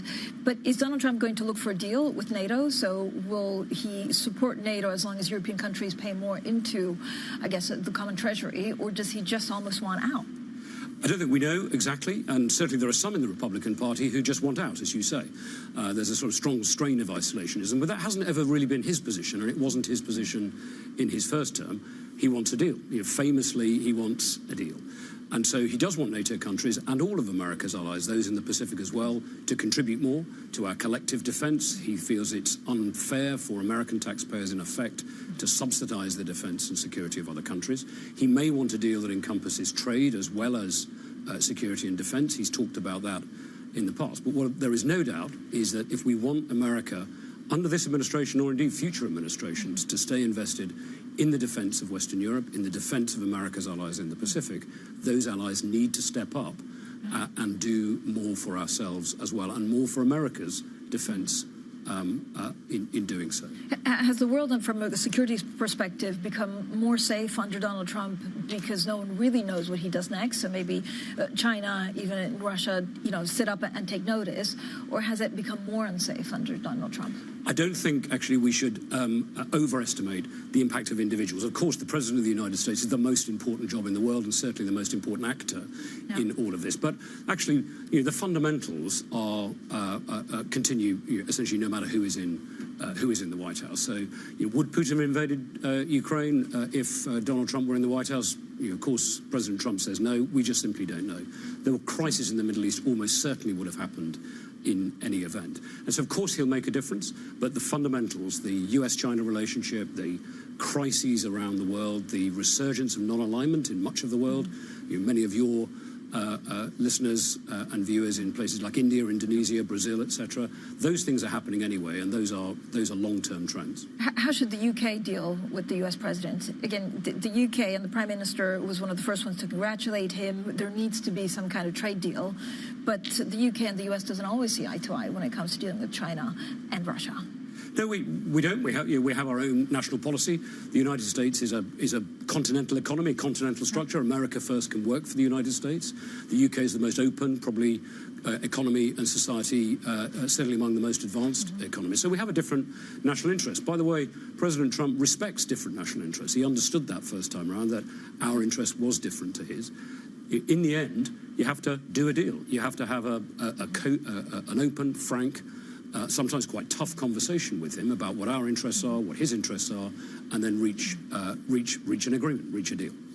Lord said, well, let's also go to actually Budapest, where we're speaking to one of the most, the newly elected, actually, French EU minister. European leaders are meeting in Budapest, and they're exploring ways to bolster defense spending as well as boosting EU competitiveness. Our Ollie Crook is on the ground with a guest. Ollie. Yeah, Francine, thank you so much. Yes, we're here in Budapest for the European Council meeting, which has been going on following the European political community, where you had basically all of the leaders of Europe coming together to discuss really the elephant in the room, and that is the election of Donald Trump. And that is exactly where I'd like to begin, with Benjamin Haddad, who is the France's EU minister. So thank you so much for joining us. Thanks for having me. Obviously, there's been a lot of conversations over the last few days. Can you give us a sort of flavor of what the Europe's reaction is and what the response should be to the Trump presidency? Well, first, look, I mean, we respect the sovereign choice of the American people. The United States is our allies, and we'll work with President Trump. We have so many common interests. When you look at Ukraine, when you look at many global issues, and we'll continue to work with the U.S. President Macron worked closely with President Trump in his first term. They had a warm conversation the day after the election where they discussed Ukraine and the Middle East. But at the end of the day, and this is what we're discussing here today, the response is within us. This is about Europeans taking more ownership for their own security, reforming their economy, investing in their competitiveness. If we want a more balanced and robust transatlantic relationship, if we want to take our own fate in our hands, we have to look first at ourselves and how we can defend, as Europeans, our common interests. But of course, the great concern among European leaders has been that, in fact, there is not a common interest between the United States and Europe on the issue of Ukraine. In the conversation that Emmanuel Macron had with Donald Trump yesterday, is there any reason for him to feel differently about that? Look, at the end of the day, let's be very clear. abandoning Ukrainians, forcing a capitulation on Ukraine would be a tragic mistake for both Europeans and the United States. Giving a victory to Vladimir Putin would send a terrible signal, create a terrible precedent in international relations way beyond Europe, by the way, including on other theaters around the globe that the United States and President Trump cares about. This is clearly what we are saying to our American friends. We stayed united so far. Let's continue to do so. The only way to put an end to this war is to give Ukrainians the means to defend themselves, to rebalance the situation on the ground, which could lead down the road to a negotiation. But first, you need to clearly show Vladimir Putin that victory is impossible. And we keep hearing from European leaders that even if Donald Trump were to withdraw support for Ukraine, that they're able to go it alone. There has to be, it must be said, frankly, some skepticism around that. What more concretely can Europe do to support Ukraine? Well, first I want to say, I mean, if you look at the economic, military, humanitarian support combined for Ukraine, actually, the European Union, Europeans right now are doing more than the United States. But sure, it's true but that we've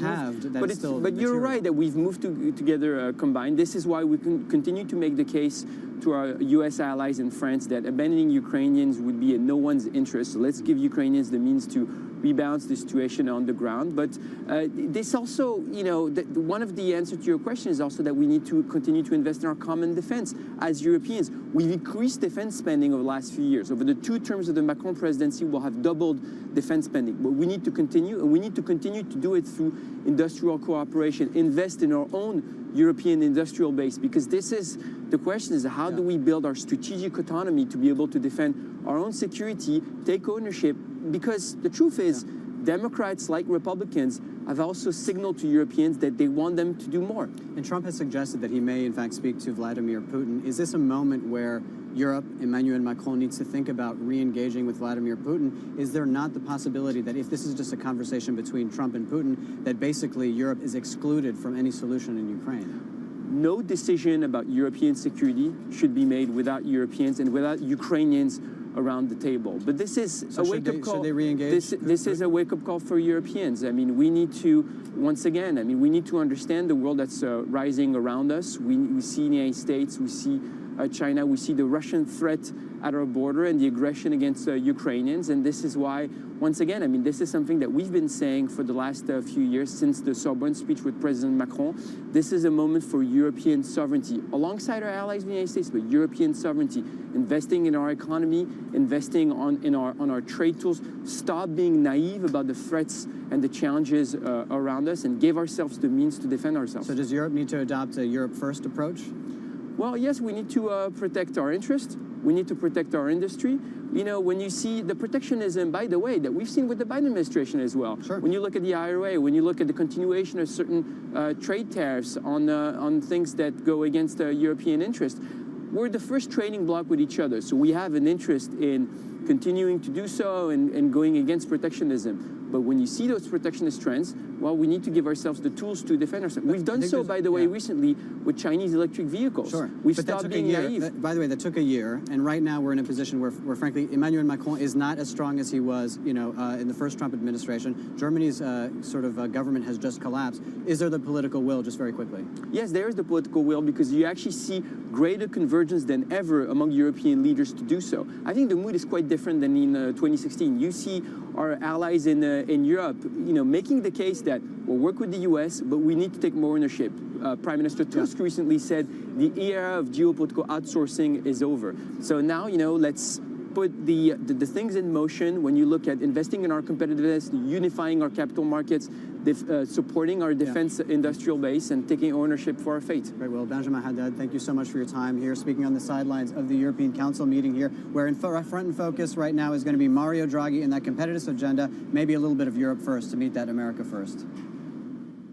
Always a bit of Europe first. Ollie, thank you so much. Oliver Crook there with the French Minister for European Affairs. We're back with Lord Mark Sedwell. Mark, we were talking a little bit before about, what the second term or the second time that Trump is in the White House means for foreign affairs. What does it mean for, Ukraine and Russia? How should he deal with China to try and get them on board? Because they've been a big backer, actually, of Russia. They have, but actually what we've seen with all of the crises, fortunately, is this hasn't brought the United States and China into direct confrontation in the way that, certainly during the Cold War, the United States and Soviet Union came very close on several occasions. The flashpoints, obviously, we need to look for in that are Taiwan, the Korean Peninsula, particularly those areas close to China itself. But so far, both Beijing and Washington, and I would expect this to continue under the second Trump presidency, want to stabilize that relationship. It's competitive, it's rivalrous, but they don't want it to get out of hand. In terms of Ukraine, I think, as Benjamin Haddad just said, it is in no one's interests, not in America's interests, not in President Trump's interests, certainly, and of course not Europe or Ukraine's, that there is a bad settlement out of Ukraine, that Putin somehow prevails. That would be devastating for global security because other ambitious autocrats would think military action could be used to change borders, intimidate their neighbors. And that would be a bad outcome not only for us in Europe, but for the United States as well. So President Trump is not going to want to be the president who lost Ukraine. The question, therefore, is how can we work together, the United States, the Europeans, in order to put ourselves in the best possible position for, if there is a peace in Ukraine, a peace settlement in Ukraine, a just and sustainable one that preserves the global rule of law. But does that have to have some guarantee from the U.S. about security and peace in Ukraine? And would Donald Trump ever give that?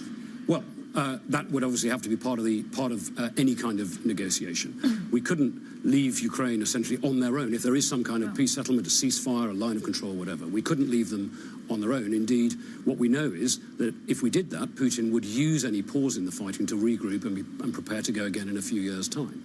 So it would be even more important to lean into giving Ukraine the wherewithal to defend themselves, to deter future Russian aggression, even if we can find some kind of peace settlement in the short term. Can the U.S. and China go from frenemies to partners?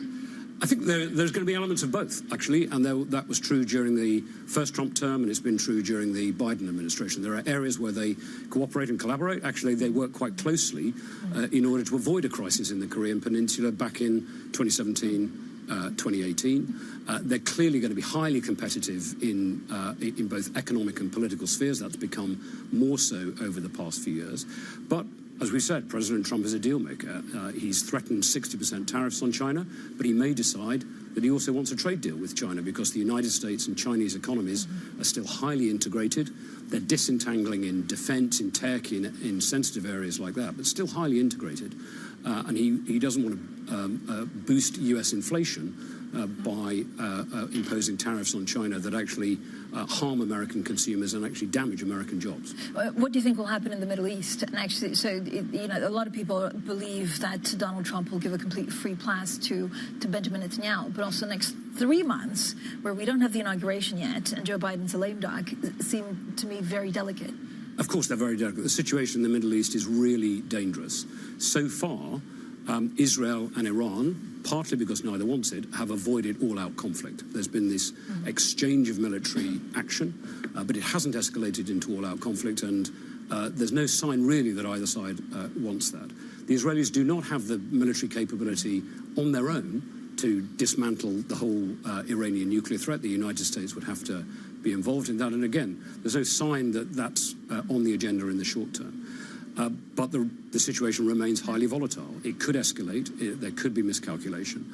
And that's true now, but it will be true in the future as well. Thank you so much for joining us on a very big week where a lot of people are trying to figure out actually what happens next in terms of national security and international foreign policy. Mark Sedwill, former UK National Security Advisor and chair of Rothschild & Co. Geopolitical Advisory. Up next, we look at the markets. There was, again, some big news out of yesterday from the Fed. Chinese stocks currently dropping after we had a bit of disappointment in terms of that bazooka coming out of the National People's Congress. Up next, Bloomberg Brief, Danny Berger, Manus Cranny in New York, and this is Bloomberg.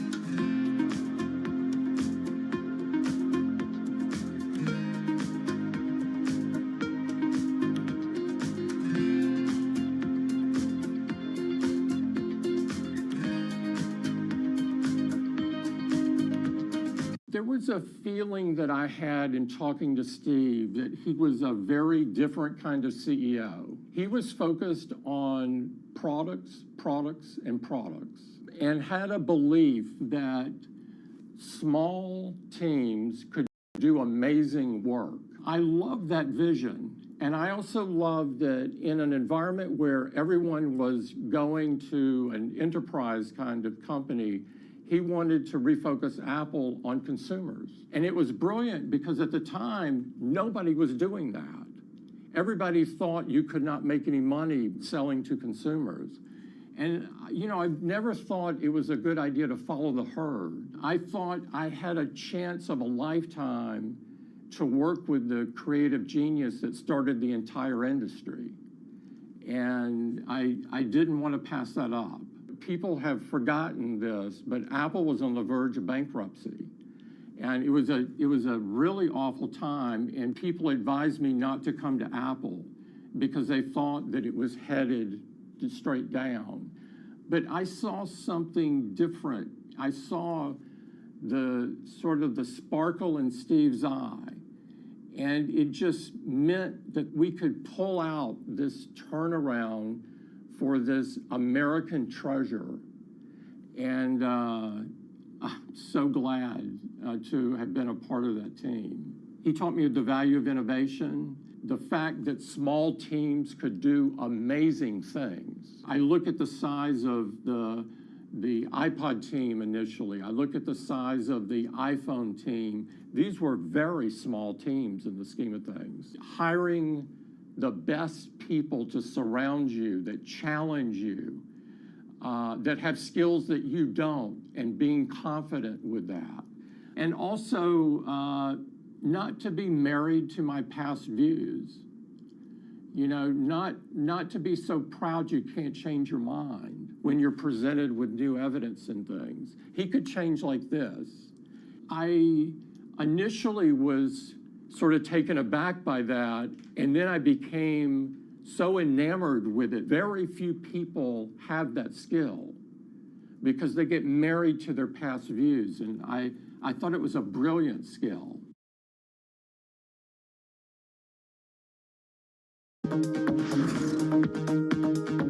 I will show you how to get the best funding for your startup idea. Let's get started. Here's the deal. If you have an amazing startup idea and need funds to fuel it, we're here to help. Simply send us a video where you explain your idea. Make it clear, concise, and compelling. Hook us in with your passion and vision. Don't forget to include your contact details so investors can reach out directly. This is your chance to shine and get your idea in front of people who can make it a reality. Imagine turning your startup dream into a thriving business. It all starts with that one simple step. So what are you waiting for? Grab your phone, hit record, and let your idea fly.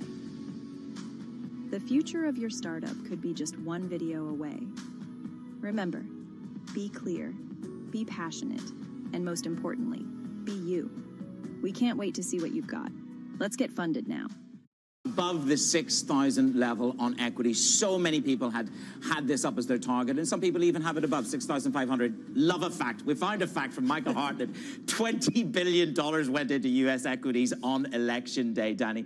And I put up small caps there for you. It's had a blinding week, 7.8% in the 4 days. Let's see how it opens today. $3.8 billion went into small caps. But to understand the narrative from Jay Powell yesterday, I think, is to understand U.S. exceptionalism. The U.S. economy is performing better than any of our global peers, and businesses stay stronger. To the bond market, this is where there's a small recalibration relative to the exuberance of the equity markets. 10-year yields dropped by 10 basis points yesterday. You did the math this morning, so I'll give you the glory. Oh, thanks, man. Post-September jumbo rate cut. What have we done on the bonds? Oh, you're even letting me say it. We're up 60 basis points for the 10-year yield. And this, I think, is interesting because it would have given Powell an out to kind of address the politics without actually addressing the politics. He was asked about this bond market, whether he was worried about higher yields. He basically said only material changes to financial conditions matter. And he didn't see this as a material change. So at what point do higher yields, maybe led by growth, maybe led by politics, caused Powell to need to be able to pay attention and to react to it? Look, I think the bar to a pause, it depends whose note you read in your inbox, to be fair. The bar to a pause for some people is very, very low. In other words, they just don't know what's coming. I think the language you use around the economy is very strong. There's a diminishing downside risk as the economy remains strong. And for Deutsche Bank, the bar for skipping a cut at the next meeting isn't that high. I will say, I think success for central bankers is boredom. And that was a pretty boring meeting, except for the comments about Trump, which were one-word answers. Brilliant. I think in that regards, Powell had a pretty good meeting. Well, let's just reflect back on the power of the word no. Let's listen to the chair himself, Jerome Powell, in regards to speculation that the president-elect might ask him to step down. Punchy. Some of the president-elect's advisors have suggested that you should resign. If he asked you to leave, would you go? No. Can you follow up on, do you think that legally you're not required to leave? No. Do you believe that the president has the power to fire or demote you, and has the Fed determined the legality of a president demoting at will any of the other governors with leadership positions? Not permitted under the law. Bilal Hafez, CEO of Macro Hive, joins us now. A forceful rebuttal, a clear narrative. You're either setting up for quite a head-to-head next year between President-elect Trump and Powell. But what's your take? Because the dollar market listened to that one word, and it actually means a lot to the hegemony of the U.S. currency. Yes, absolutely. One of the big risks of the Trump second term was the possibility that there'll be much more political influence on the Fed, and as a result, that could diminish the role of the U.S. dollar and U.S. assets in the eyes of investors. So that sort of very definitive no helped support the dollar in that sense, on the risk premium sense. So that was kind of expected. Trump would say that, but it does help support the credibility of the Fed. Bilal, we also heard from Powell saying, we don't guess, we don't speculate, and we don't assume. Is this an issue with the Fed's framework in general? The fact that they are so data dependent, it means that even though we are pretty sure that we're going to get some sort of pro-growth inflationary type tilt from the Trump administration, that the Fed feels that its hands are tied, that it has to wait until the actual effects of that. Yes, I mean, I think this is one area where the politics does come into the picture. And if we go back to 2016 and you look at the transcripts of meetings we had back then when Trump got elected in the months leading up to his inauguration, what you did find that there was lots of discussions within the Fed about what the likely fiscal impact would be of Trump. Yet publicly, they had this line that they said that they'll have to wait to see what his fiscal policies would be. So I think this is political, that Powell doesn't want to be viewed as entering a political debate. At some level, they have to acknowledge that there will be this fiscal stimulus. But at the same time, the track record they've had over the past year or two has been that they are not that confident about their forecasting abilities, and that they do end up relying on the last data point. So in that respect, it's consistent with what they've been, the way they've been behaving over the past year or so. I'm just looking at the 5-day chart on the 10-year government bonds. As Danny said, post the jumbo cut, at the max point, we did 70 basis points on the upside. That is monetary policy. The debate is now a recalibration by the bond market until they see the policy. So when you look at this tempering of the steepening, tempering of the spike in yields, do we find a new trading zone? Do we temper our exuberance until we get the detail? I think this week has been obviously a very wild week. Most market participants, most of our clients who are amongst the top investors in the world, were positioned for a Trump victory. And so in that sense, they have prepared for higher yields and so on. So to the extent that we saw a big move as soon as the results came out, and this week, I think, is position adjustment. So this week, I wouldn't take the price action of this week too literally. I do think, though, over the coming few weeks, we'll get to see who the Treasury Secretary appointment will be under the Trump administration, and we'll get more details of any plans that we'll have on the fiscal side. So my bias would be that U.S. yields will end up going higher, that we're not necessarily, that the rise in yields hasn't necessarily ended, and that we could potentially break to new near-term highs in yields. What drives that, Bilal? Is that just policy? Is that a red sweep? What needs to be priced in at this moment? I think it's a couple of factors. I think one is that the Fed doesn't seem to be that worried about inflation, and I do think that inflationary risks are increasing, whether it's through tariffs, fiscal, the possibility of fiscal stimulus, whether it's just US data, which I think in general is fairly robust. So one is I think that more inflation risk needs to be priced. And then secondly, over the coming few weeks, I think we will start to hear more announcements or leaks of announcements about the Trump policy agenda, which will end up being things like fiscal stimulus, tariffs, and so on. I think all of this collectively will be enough to drive US yields higher. Let's just take that a little bit forward. I'm in a conversation with a couple of people on the IB at the moment in terms of who might join that table at the White House. Scott Bessent, Kevin Hassett, Kevin Warsh. And this is to quote State Street. These are not crazy people. These are pretty orthodox conservative thinkers who, in the end of the day, understand that you shoot yourself in the foot if you challenge the Fed's independence. So I think it's about who is surrounding Donald Trump in Trump Mark II. And to that point, these are not crazy people from an economic policy point of view. Absolutely, that's correct. And if we were to get one of these names, I think what we'll end up seeing, the moderation, I think, would be more on the tariff side. On the fiscal side, I think we still will get a net stimulus, because when Trump came in 2016, there was a net stimulus. When Biden came in, there was a net stimulus. Whenever a president comes in and they have control of Congress, they end up implementing some kind of stimulus. And you have to remember, the unemployment rate has been increasing over the past year, so there is somewhat of an output gap, you could say. So there is room to have a stimulus, in the U.S. economy. So to that extent, I think whatever these names are, I think a stimulus is on the cards. Where these names could have an impact would be tariffs. So if we were to get like a Bessent or someone like that, then what we could end up seeing is that the tariffs are a negotiating tool to improve trade terms with different economic blocs around the world, which could end up being something that could end up being more positive for markets, for sentiment.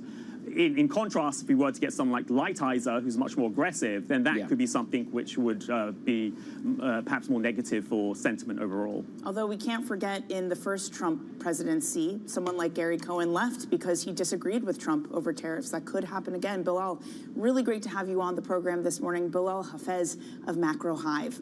Manis, let's get to some of the other top stories that are trending on the terminal this morning. Richemont's profit dropped in the first half of the year. Luxury demand for watches continues to fall in China. Its jewelry division, that did remain resilient, but demand for luxury timepieces have broadly softened after a pandemic-era boom. TSMC had the slowest pace of growth since February over moderating AI chip demand. That's according to Nikkei. It also told multiple Chinese customers that it will suspend production of its AI and high-performance computing chips. China has announced a $1.4 trillion program to refinance local government debt to support a slowing economy. President-elect Trump's victory has fueled calls on Beijing to strengthen policies in order to offset a potential drop in exports due to the threat of tariffs. Coming up in the show, Trump picks Susie Wiles as chief of staff, the first ever woman in the role. More on the story. And later in the hour, we're going to catch up with Keith Lerner of Truist on the election aftermath here on your Bloomberg Brief.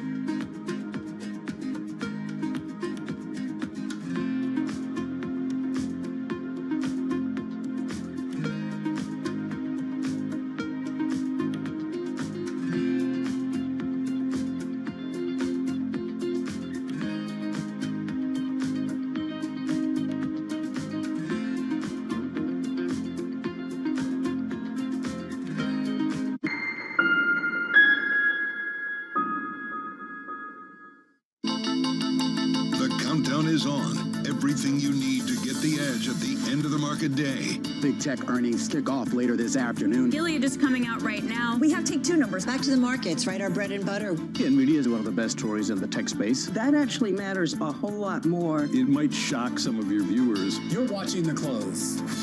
Get ahead of tomorrow's trading with The Close. Weekdays on Bloomberg. Context changes everything.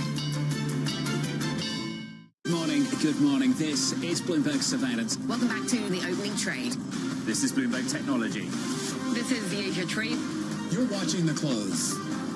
Welcome to Balance of Power. This is Bloomberg. Get your fixed income fix. Watch Bloomberg Real Yield every Friday right here on Bloomberg. Context changes everything. Morning, this is Bloomberg Daybreak Europe. I'm Tom Mackenzie in London. These are the stories that set your agenda. Taking you from the U.S. market's close to the overnight session in Asia. We'll walk you through what you need to know to kickstart the European trading day. Live from our European headquarters, we bring you the day's top market-moving stories, unmatched expert analysis, and on-the-ground reporting from across the continent. Tune in to Daybreak Europe, only on Bloomberg Television. Context changes everything.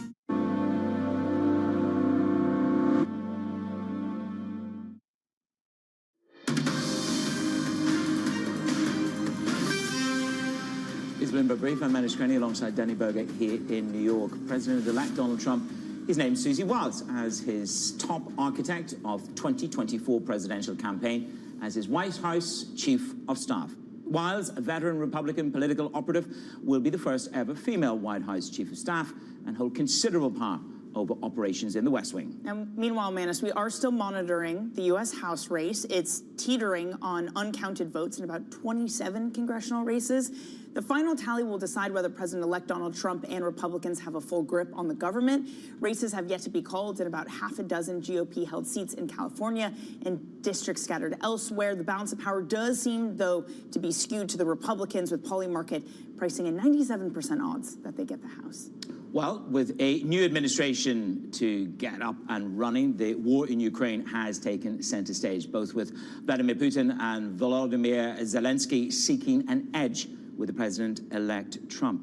Hungarian Prime Minister Viktor Orban says, quote, "The Americans are going to get out of this war. They're going to quit this war." Well, Orban is hosting the European leaders in Budapest, and joining us live on location is our very own Oliver Crook. Oliver, it seems as if Viktor Orban has seized a moment of weakness in Europe and stepped into this. He's been slapped down by the European Council president. But what are his overtures so far? We know him and Trump have a close relationship, but he's really taking the opportunity here, isn't he? Absolutely, Manis, and that is exactly what Orban is hoping. He's hoping to be Trump's man in Europe, and that is really, they've had a very close relationship for a number of years. He's been in the United States, he's visited, there's been a lot of contact between the sort of two administrations, and we've also heard that from some Hungarian officials that they have been involved in some part of the sort of policy proposals that Trump is coming up with. And I, in fact, caught up with Viktor Orban's chief political advisor about how they felt the moment that they heard that Trump had been elected. Have a listen. Of course, we were drinking champagne. It's a big and important week for Hungary. I think it's a big and important week for the entire world. But U.S. elections has a meaning for European politics as well, and we are very happy. It's probably just a coincidence, but today and tomorrow, European leaders are coming here and discussing how Europe should react on the consequences of the American elections, and we have an opportunity to talk. And that man has really been the sort of liaison officer between the Hungarian government and Donald Trump. And what they're really hoping is that this will, A, force a sort of change in the European stance towards Ukraine, which, of course, leaders here are pushing back against, but also a much wider thing. There's a much larger project at play here. When I spoke to him, he said, this is not just about Ukraine. This is about sort of getting the Hungarian agenda on there and basically pushing back against what he calls this sort of Western liberal and woke values. What is the pushback to the pushback, Oliver? For other European leaders, what has been the sense, the mood that you're getting there, and what they think is their ability maybe to curb some of Orban's ambitions? Yeah, so listen, we've heard from every sort of European leader coming in. I've spoken to a number of them as they were walking in and had a couple of interviews, and basically everyone's message is the same. They will not sort of move on Ukraine, that basically Ukraine will have the full support of Europe, and that nothing will change from that perspective. I also spoke to the Danish Prime Minister just moments after she got off the phone with Donald Trump, and she said something that we've heard a lot here, basically trying to have a cautiously optimistic tone on how to deal with the Trump administration. No one here wants to fire the first shot, so everyone is going at it as a sort of an optimistic antagonistic sort of stance towards things. The other question, though, is that she's probably one of the best people to talk to about this because she's seen the other side of Trump. She was in power when he was president the first time, and he canceled a state visit to go see her over her sort of desire not to sell the United States Greenland. So this is sort of what the United States and what the Europeans are sort of looking at when they're sort of imagining what the Trump presidency looks like, and particularly putting through their competitiveness agenda, which is going to be the front and center today, and trying to push their own Europe first approach to the America first. Yep, I heard one great line this morning on the radio, which was when it moves from fear to roadkill in terms of policy and delivery. Oliver, great reporting. Oliver Krug there. Coming up in the show, BlackRock in talks with Millennium to take a minority stake, but will it result in a deal? We'll discuss in just a moment right here on Bloomberg Brief.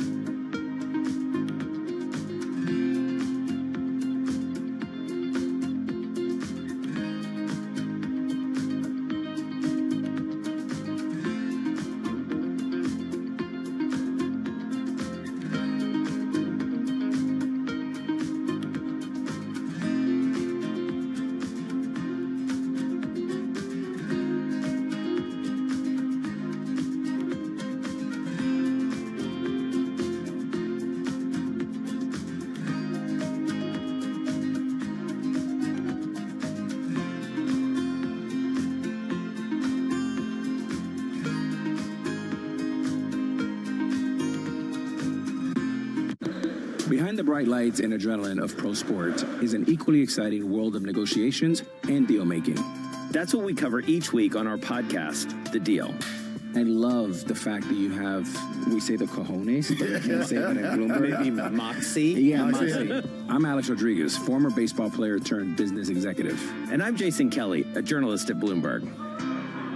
Over the next couple months, we'll hear from all-stars like Billie Jean King. Well, what should I learn? What should I do? I said, learn the business. Jay Williams. You're an asset, but how do you become the principal? Paul Rabel. We're going to be the league of digital, and that's why you're going to invest. Adina Friedman. I definitely am competitive. David Rubenstein. People don't come up to me on the street and say, let's talk about this private equity deal you did recently. Nobody does that. They say, let's talk about the team. And so many more. You need a clap? No, I think we're ready. Go. Bloomberg covers the world with unmatched reach and resources. From more than 120 countries, the moment news breaks, 24 hours a day. Bloomberg, context changes everything.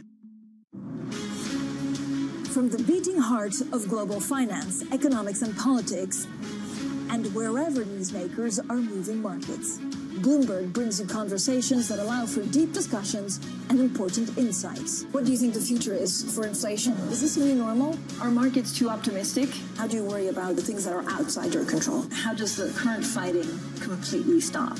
I'm Francine Lacroix, and this is The Pulse, every weekday only on Bloomberg.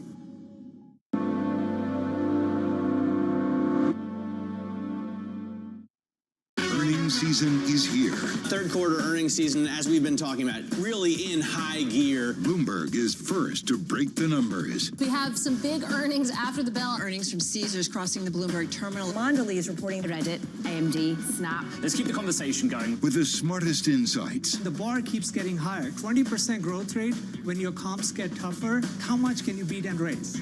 Continuing coverage on Bloomberg. Context changes everything.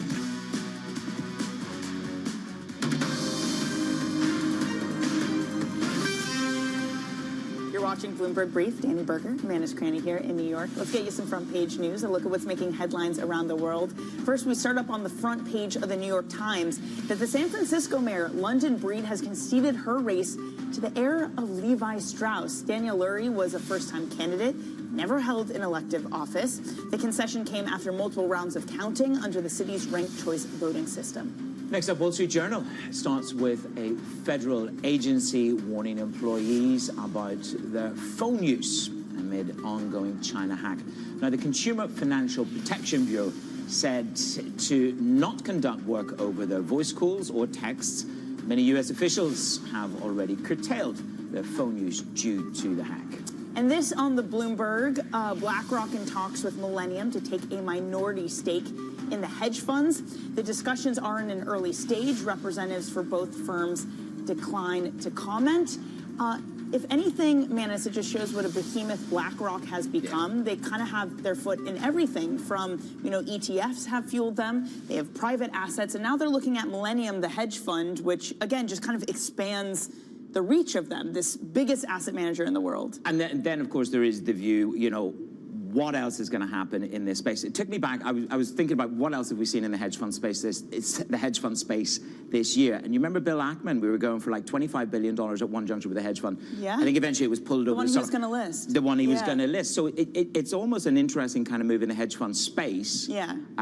If you now go for the portion sale to somebody like BlackRock rather than, well, that's a pretty ambitious IPO, to be fair, that Ackman was trying to sort of pull off. It was audacious. He thought he could do it because he had a Twitter following, and it turns out that that's not enough to get interest in your IPO. Danny and I are going to continue to build our Twitter following. We can IPO Bloomberg Brief before you know.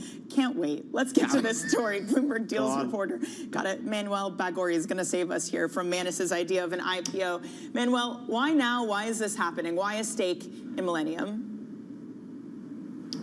Danny, I mean, we are seeing so much interest in asset managers globally. They're all trying to gain scale and diversify.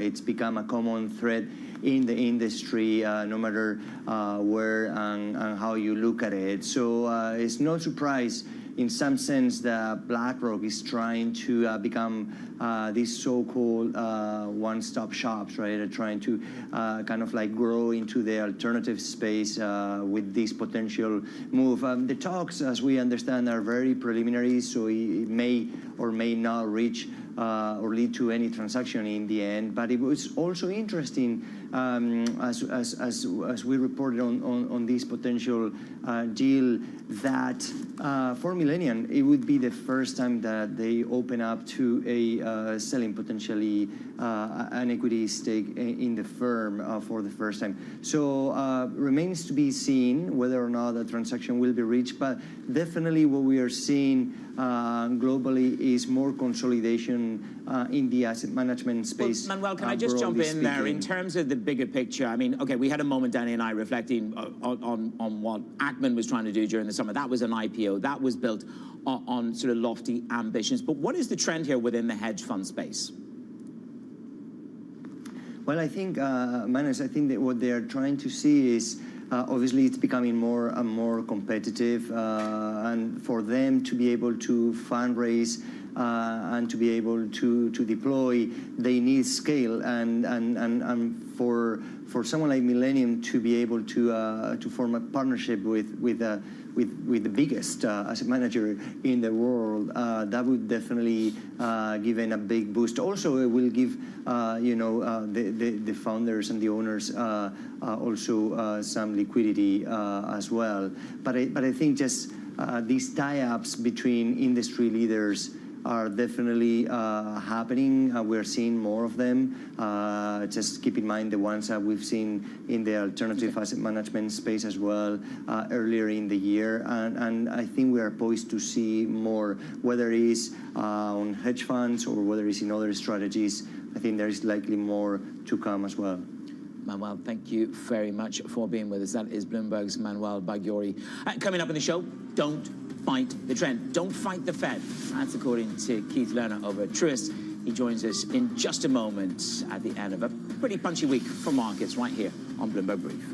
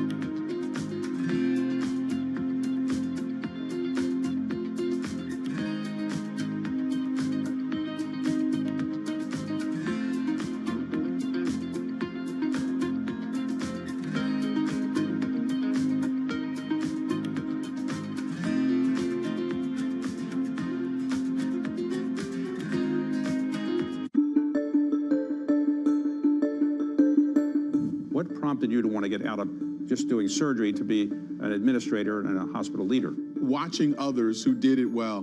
I had a dean who recruited me from Birmingham, Alabama to Minneapolis, Minnesota, which is a big jump to convince me to move my family. I realized over time that my training as a surgeon brought a set of credible things to the table. One, if surgeons have a measure of emotional intelligence, not much of our training reinforces that. It reinforces skill, not necessarily emotional intelligence. But if a surgeon has some self-awareness and emotional intelligence, what they bring to the table of leadership are three fundamental things. Number one, they do everything in teams. Their operations, their patients they see is all team focused. Number two, they value process, but they hold themselves very much accountable to execution. They understand that it's good to explore a patient, but what really matters is that you take the tumor out. And then number three, they make difficult decisions on incomplete information. Those things I realized that I could bring to the table as a leader if I had a sort of a passion for working with people and had some sense of self-awareness.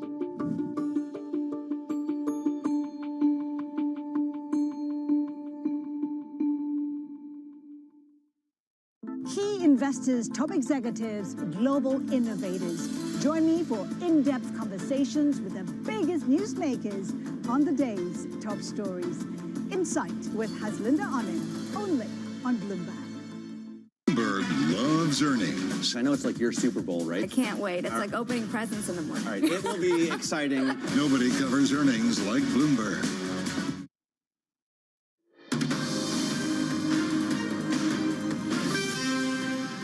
From our global headquarters in New York, welcome to Bloomberg Brief. Danny Berger alongside Manus Cranny. Let's set your agenda. Pause for thought. Dollar and bonds reassess the chump trade, carrying their post-election exuberance. Standing his ground, Fed Chair Powell makes clear he's here to stay. Some of the president-elect's advisors have suggested that you should resign. If he asked you to leave, would you go? No. President-elect Trump's cabinet taking shape. Susie Wiles is named as White House Chief of Staff. And don't miss my exclusive interview with HSBC CEO for Corporate and Institutional Banking, Michael Roberts, a little bit later this hour. Danny, good morning. We got there. We got there, and equities a little bit softer this morning, led lower by the NASDAQ 100 futures. Risk assets up for the most part yesterday, holding on to their post-election surge, a 49th record high, the strongest three-day move since 2022. Investment-grade credit spreads, the tightest since 1998. Bonds, a little bit different. Treasuries before the Fed unwinding some of those post-election moves. Yields are lower again this morning, 3 basis points for your 10-year at 4.29. 2s, they all closed the day lower. The dollar index, it was its worst day since August, but it gave up about a third of its Wednesday gain, so some of it's still sticking, Manus. I think it's about a reassessment. It's this moment. You've had this massive exuberance, which we know many people have said has been perfectly rational.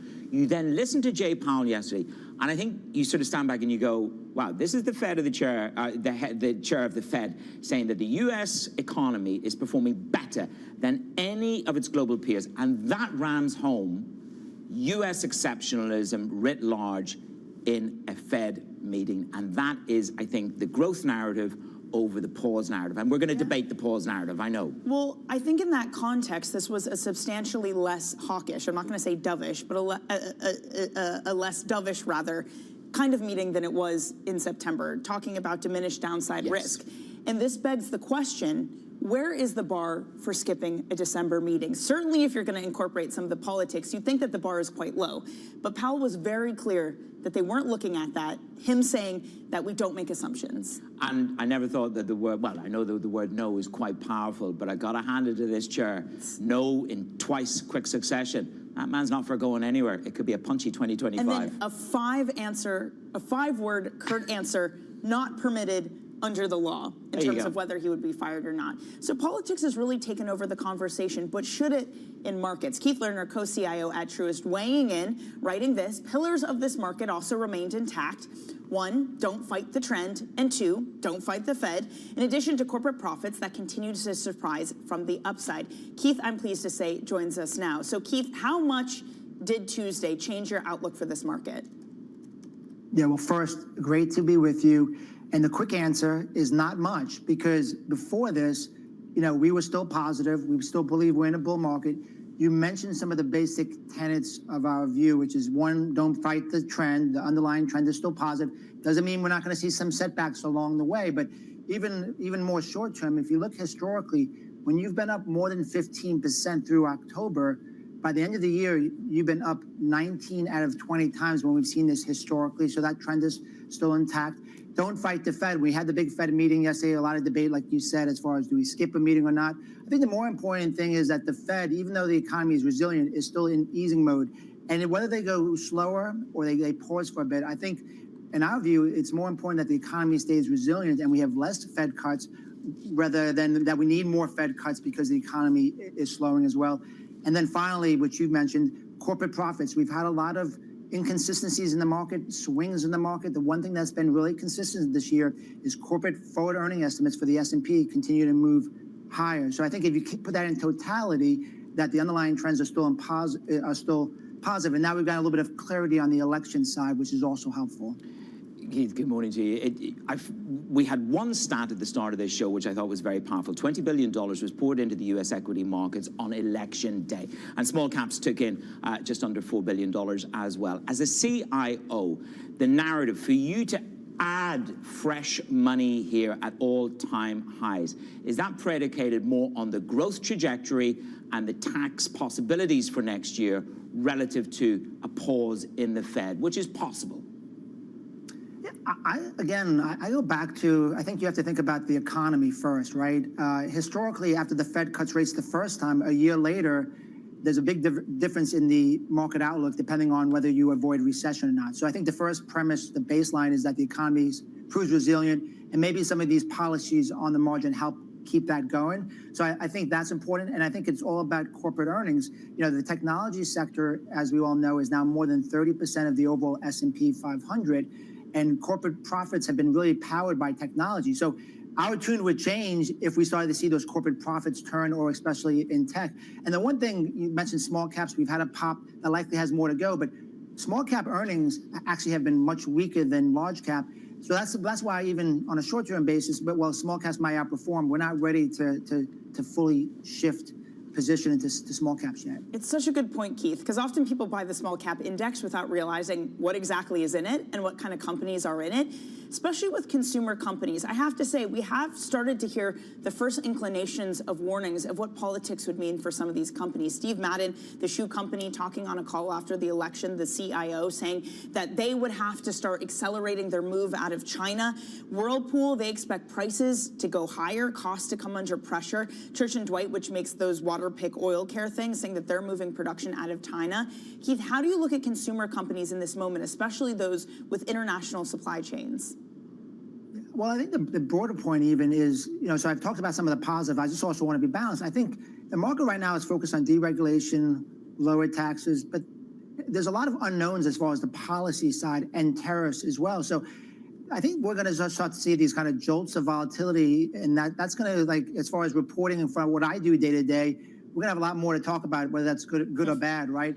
And then on the consumer side, I think it's going to be, these companies, they will adjust. Companies always adjust, but there's going to be, especially up front, I mean, there's still uncertainty on that side. So I think it's going to be much more selective. Overall, on the consumer discretionary sector, we're neutral, but there's also a lot of divergences. You think about that sector, there's the Amazons of the world, and then the ones you talked about, the Whirlpools and so forth. So I just think it's going to be more of a divergent sector, and it's going to be something where you're going to really have to do more deep fundamental work. And I think a lot of these companies themselves, the CFOs, they're figuring it out. They don't know yet.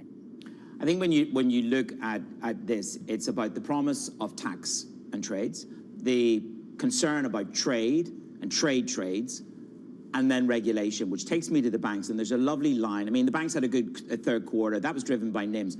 But if they get a lighter touch regulation, less capital, less aggressive capital, let's say at 9% hike in their capital requirements, that again emboldens that narrative, because you've got America first, US exceptionalism. You presumably want to be longer again of these banks. Yeah, and we were positive on the banks before this, so this just adds a little bit of fuel to that. Again, going back to the economy, banks, they need a good economy for the banks to work. Right now, our view is the economy stays resilient. Credit spreads you mentioned at the lowest level in decades. I think that's a positive. You probably start to see a pickup in M&A also and some deregulation. But also, maybe I'll bring a broader point too. I know like there's so much discussion and ink spilled about what sectors do better and worse under each president. We've done work on this, and what's interesting, under when you go from Obama to Trump to Biden, the conventional wisdom has been absolutely wrong for the most part on this. You know, energy and financials were two of the best sectors under Biden. And under all three presidents, technology has been through the top. So even though we're so focused on the election this weekend, we should. One of our key points is elections matter, but other factors in totality matter more. And as we move forward over the next 3 to 6 months, some of these other factors, again, will get more focus again, just simply on the economy itself. Well, hunker down, because it's going to be a social media storm for the next 4 years in the middle of the night. Keith Lerner there of Truist. Coming up on the show, President-elect appoints the first ever female as White House Chief of Staff. Context matters on Bloomberg.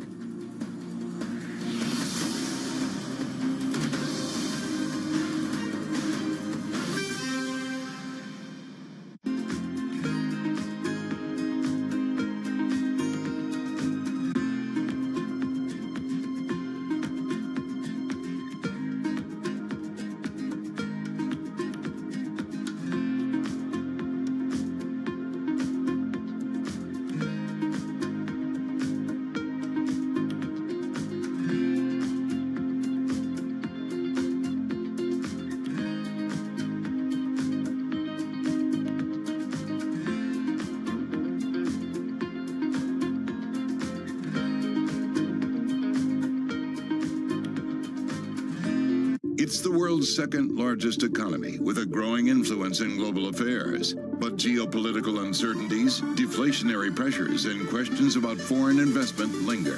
Bloomberg, the China Show, brings you the unmatched expertise you need to keep track of breaking news, in-depth market analysis, and the most influential newsmakers in and around China. Bloomberg, the China Show. Weekdays around the world, right here on Bloomberg. Context changes everything. In case you missed it, on Bloomberg Technology. We are very focused on playing one game and one game only, and that is being free, frictionless entertainment for consumers. But what I will say is we are doubling down on the strategy. We believe it's working. We think the tailwind's in our favor, and it's on us to continue to deliver. Whenever you're doing something innovative that hasn't been done before, there's a lot of trial and error and iteration. It just always has these zigs and zags along the way, and I think where we've been successful is really being reactive. Hollywood is the history of technology. Like, we are here because of a technological breakthrough, right? And so we sometimes forget that art and technology kind of like come together always. And for us, it's like demystifying a little bit the technology. Again, if you understand AI as a tool for humans, then it changes the narrative. And it's less about fearing it and more about embracing it. Don't miss Bloomberg Technology, live every weekday. Welcome to the world of decentralized finance. We thought we'd take a look at Bitcoin versus the S&P 500. Bloomberg's covering all things crypto, the people. The tectonic shift emanating from Washington. It's really a tale of two cities in crypto. Crypto shouldn't be partisan. The transactions. Really a record-breaking moment. Crypto VC is back. And the technology. It's really the beginning of a global on-chain economy. And if America doesn't embrace it, we're going to be left behind. Bloomberg Crypto, only on Bloomberg.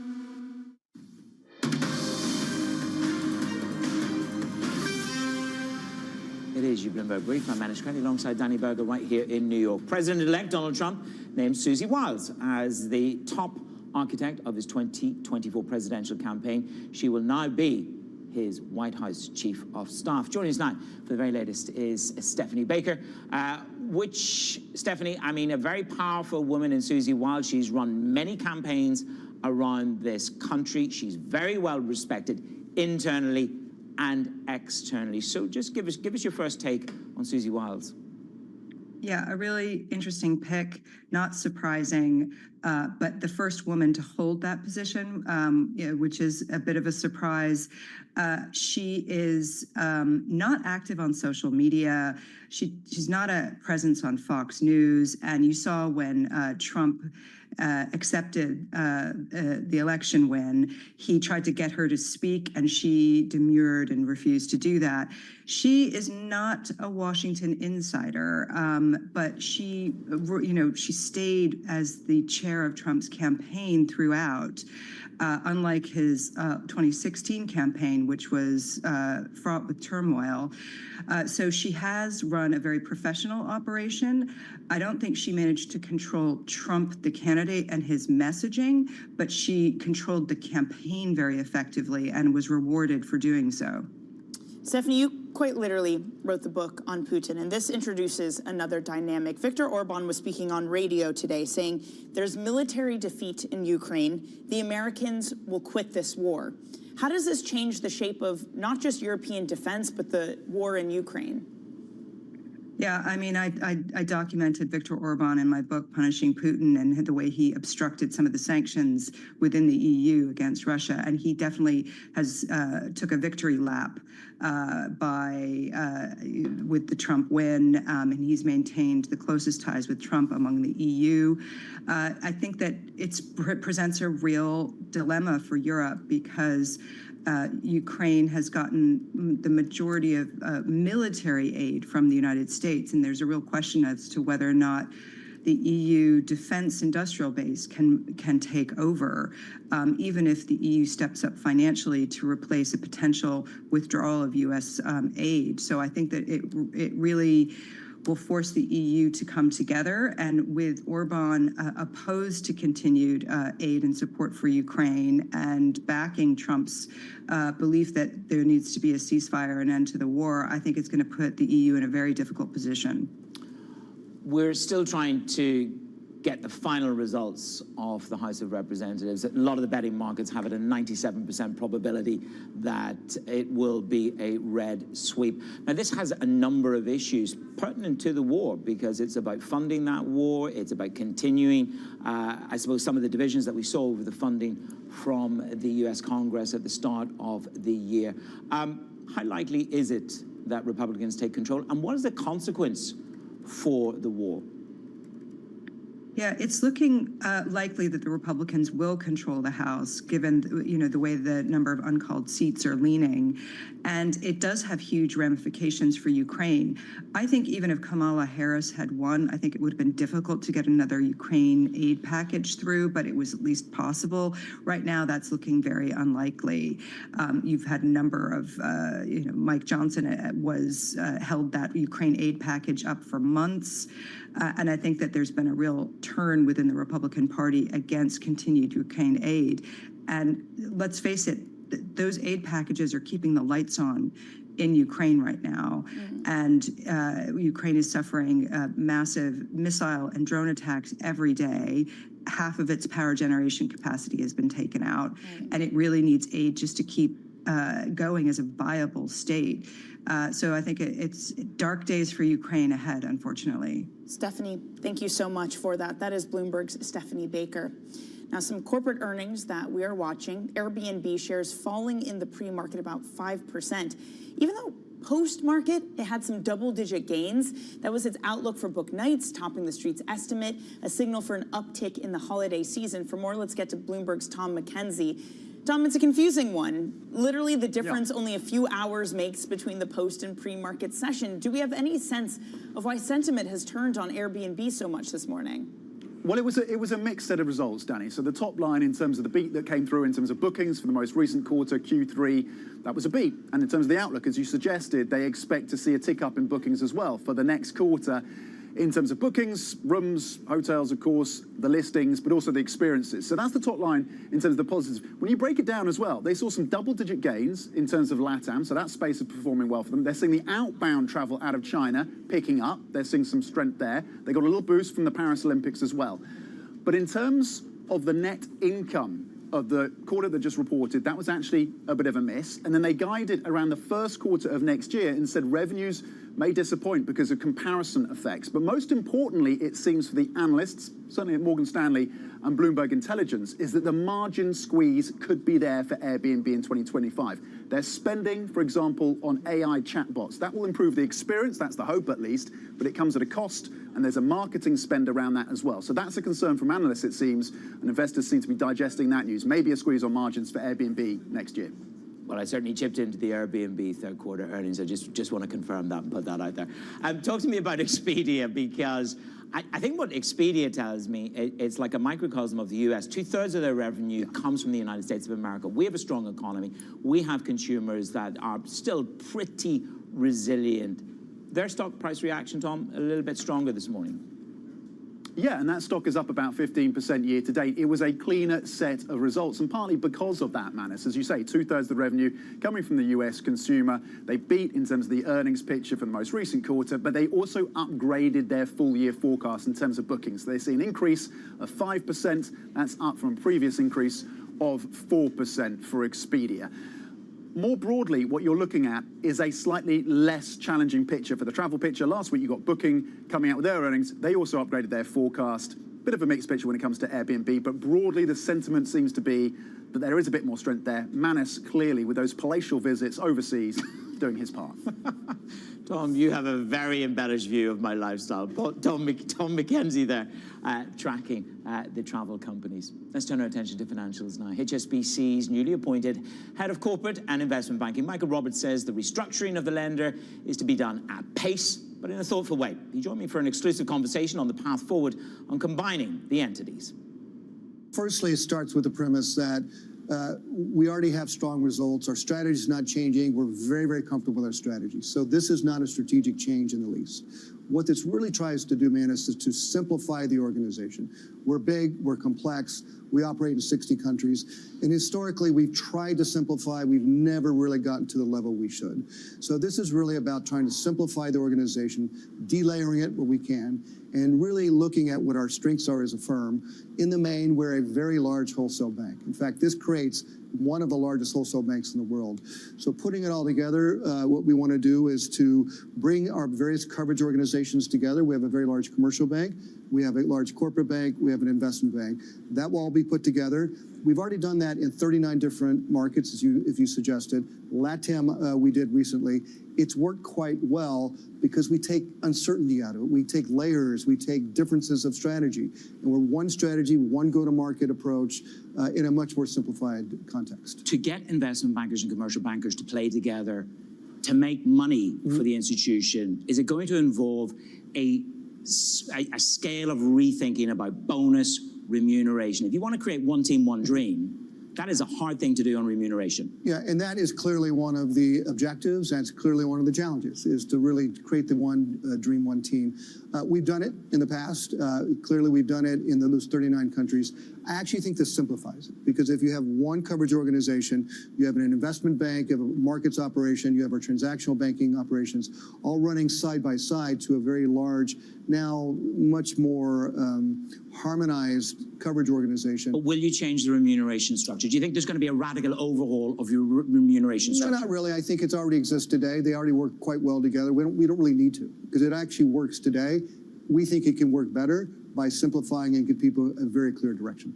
Look, George has cut down. He talked about an inevitability of job cuts. Yes. Look at the executive board. I mean, he sliced that from 18 to 12. Yeah. Can I expect a similar cull within the management structures, the layers that you want to take out? Are we going to see that scale of downsizing? Yeah, no, George was very, I think, upfront and frank. There will be job losses. However, our approach is very, very different from what you normally see.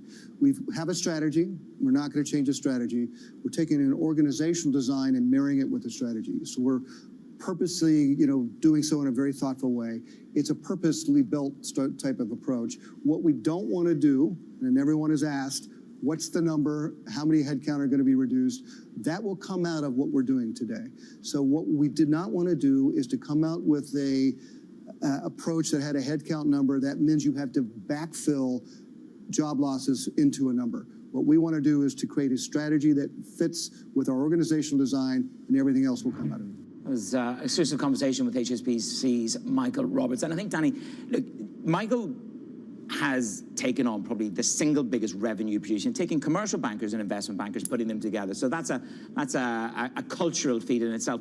The rest of the conversation is around this. You know, are you going to do it slowly, like drip, drip? He said, no, I have been through that before. That is not how we're going to do this. It will be measured, it will be thoughtful, and it's going to start at the top tier of management. They're going to take out layers of management. And as I said to him, you know, the board has already been sliced from 18 to 12.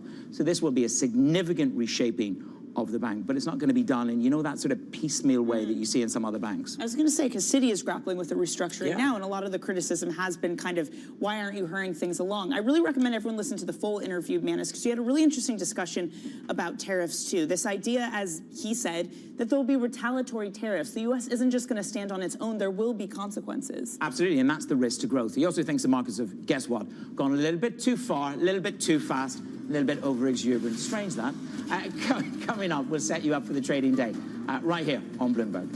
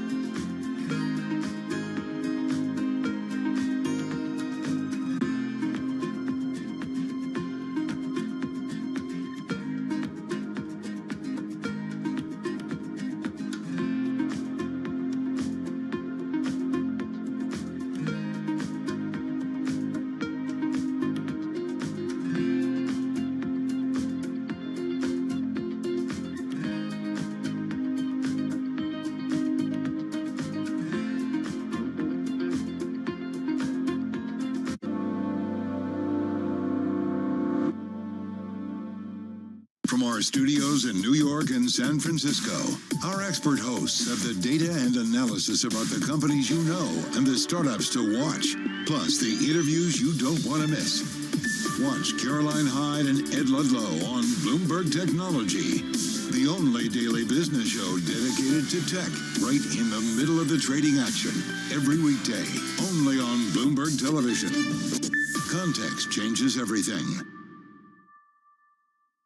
It's a multi-trillion-dollar industry. We'll show you what's happening in ETFs like no one else. Bloomberg ETF IQ, only on Bloomberg. Middle East and Africa. Vibrant resources and high-yield investment opportunities abound. Join me on Horizons Middle East and Africa for the stories, newsmakers, and insight from this exciting region. Now weekdays, only on Bloomberg. The countdown is on. Everything you need to get the edge at the end of the market day. Big tech earnings kick off later this afternoon. Gilead is coming out right now. We have take two numbers. Back to the markets, right? Our bread and butter. NVIDIA is one of the best stories in the tech space. That actually matters a whole lot more. It might shock some of your viewers. You're watching The Close. Get ahead of tomorrow's trading with The Close. Weekdays on Bloomberg. Context changes everything. Bringing you up-to-the-minute geopolitical news whenever and wherever it happens. I'm Stephen Engel at the Forbidden City in Beijing, and this is Bloomberg. What a year this week has been. Let's get you set up for your final trading day of this week. Paramount will be reporting earnings before the opening bell, then the latest UMich consumer sentiment at 10 a.m. Then that will be followed by Fed Governor Michelle Bowman's remarks at 11 a.m. Manus, a lot to look out for, but I mean, kind of a boring day in the context of this week. Well, probably a little bit of a sigh of relief as people reassess this Trump trade. Still, the S&P 500 had its best week so far this year, all-time highs, breaking through 6,000, Danny. And I think it's a question of U.S. exceptionalism, and Powell said that himself. Right, and it's what is this market pricing in when it comes to bonds? Is it inflation or is it growth? If you look at risk assets, that would suggest growth, considering the stocks, considering credit spreads, IG, their tightest since 1998. Okay, that's it for brief. Surveillance, we'll take it from here.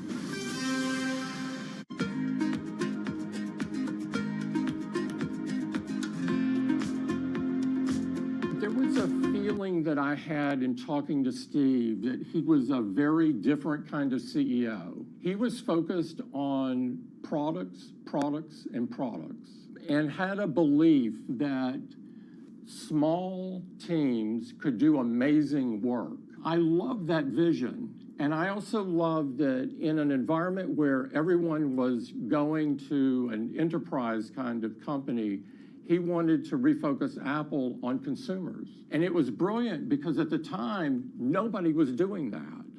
Everybody thought you could not make any money selling to consumers.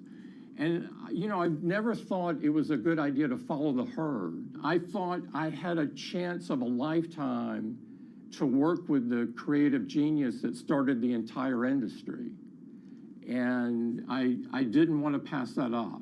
People have forgotten this, but Apple was on the verge of bankruptcy. And it was a really awful time, and people advised me not to come to Apple because they thought that it was headed straight down. But I saw something different. I saw the sort of the sparkle in Steve's eye. And it just meant that we could pull out this turnaround for this American treasure.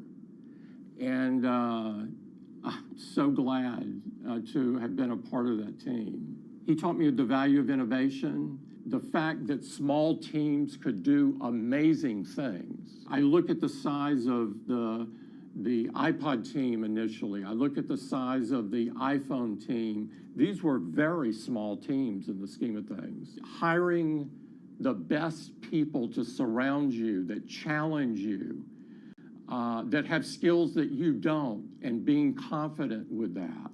And also, not to be married to my past views. You know, not to be so proud you can't change your mind when you're presented with new evidence and things. He could change like this. I initially was sort of taken aback by that, and then I became so enamored with it. Very few people have that skill because they get married to their past views, and I thought it was a brilliant skill. I will show you how to get the best funding for your startup idea. Let's get started. Here's the deal. If you have an amazing startup idea and need funds to fuel it, we're here to help. Simply send us a video where you explain your idea. Make it clear, concise, and compelling. Hook us in with your passion and vision. Don't forget to include your contact details so investors can reach out directly. This is your chance to shine and get your idea in front of people who can make it a reality. Imagine turning your startup dream into a thriving business. It all starts with that one simple step. So what are you waiting for? Grab your phone, hit record, and let your idea fly. The future of your startup could be just one video away. Remember, be clear, be passionate, and most importantly, be you. We can't wait to see what you've got. Let's get funded now.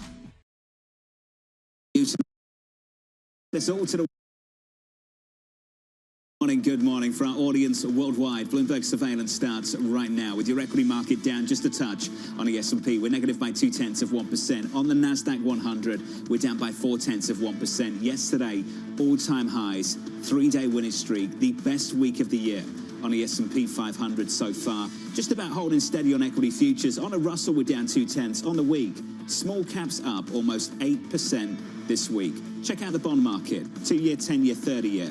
If I asked you where you thought yields had been this week, I'm sure you might say it feels like they're higher.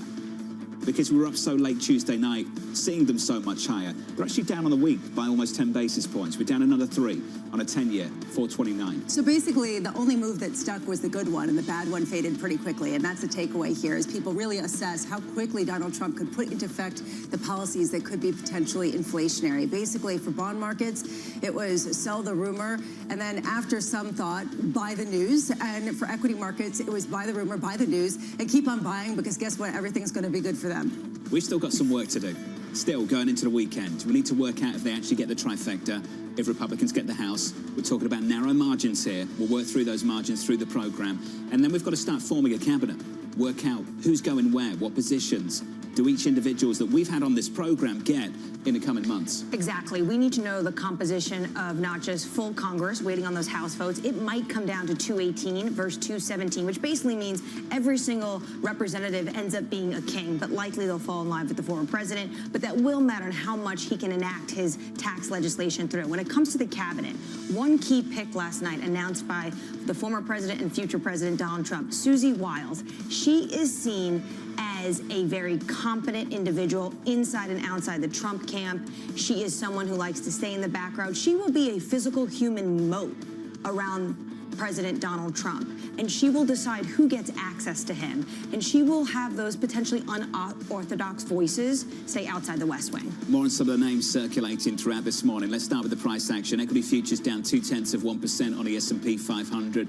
We've got a lot to talk about on this Federal Reserve and what happened in that news conference. We'll do that in just a moment. In the bond market, yields are lower by 3 basis points. The 10-year 429.65. Coming up this hour, we'll catch up with Sebastian Page of T. Rowe Price following the best Fed day of the year for equities. Rob Casey of Signum Global Advisors as control of the House hangs in the balance, and Dan Tobin of Citi as investors dial back Trump trades. We begin this hour with stocks sitting near fresh record highs following the Fed's 25 basis point rate reduction. Chair Powell reducing interest rates and pointing to U.S. economic strength. Sebastian Page of T. Rowe Price writing, I'm relatively optimistic about the U.S. economy, but equity valuations and spread levels agree. Hence, opportunities to significantly overweight risk assets unlimited. Sebastian joins us for more. Sebastian, good morning. Good morning. It's good to see you. What a week, eh? Yeah. What's changed for you and the team? Well, it's been a stressful week for everybody. I think the country's, sleep deprived. We were slightly long risk assets going into the election, and we still are. I think the economy is going to do just fine over the next 12 months. When you say long risk, let's work through risk assets. What do you like more at the moment within equities, large versus small geographically, the US versus the rest of the world, away from equities within credit? High yield spreads have been really tight going into this election. How are you thinking about those things? We're long value stocks, neutral between small and large caps in the US. So neutral means we're kind of missing the rally right now. We're actually long international small caps. They happen to have double the return on equities of the US small caps and have been dragged down together with global small caps. Otherwise, between US and non-US, we're at neutral. It's not an environment where we like to take very large positions. And as I said, we have a slight overweight to stocks, overweight to cash. We're short bonds. And we're just navigating through this. You said that a lot of this good news or euphoria that the markets are extrapolating out has been priced in, which is the reason why you don't see a lot of opportunities.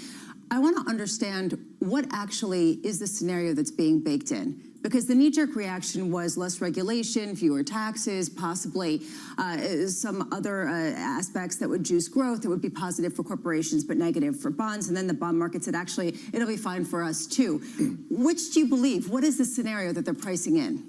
If you look at the day after the election, it looked like, first of all, you take out a lot of uncertainty. So, that's good for stocks.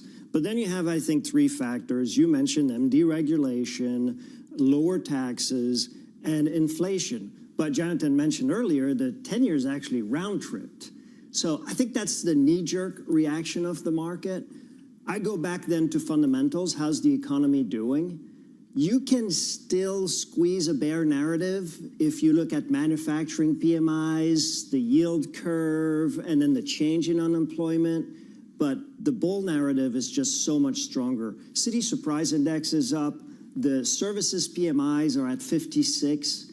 The unemployment is still low. The Fed is easing. We have fiscal pedal to the metal. You have a lot of good things. Okay, so I'm laughing because I remember you talking about the fights that you'd get between bulls and bears at your different investment committees, and I imagine now that the bulls are sitting there pounding their chests and the bears are kind of slinking into the corner saying, "You want me to get you some coffee?" I mean, is that the tone right now? Or do you feel like, you know, there's a little bit more of a clear-headed look at what's been baked in, et cetera? Look, we don't call it fights. We call it constructive discussions. Yes, robust debates. Okay. And as I said before, it's usually the bond managers that look at the pessimistic side and the stock managers that look optimistic, and the rest of us in the committee who are multi-asset investor are trying to figure it out. Yes, it's difficult to make a really convincing bear case. The ones that I still hear nowadays are, again, there always are, these days, around the increase in unemployment. And that's a 70 basis points increase in unemployment. That's the delta. But Jonathan, like unemployment's at 4.1. That's actually low by historical It dropped back again. And the 30-year average is 5.6%.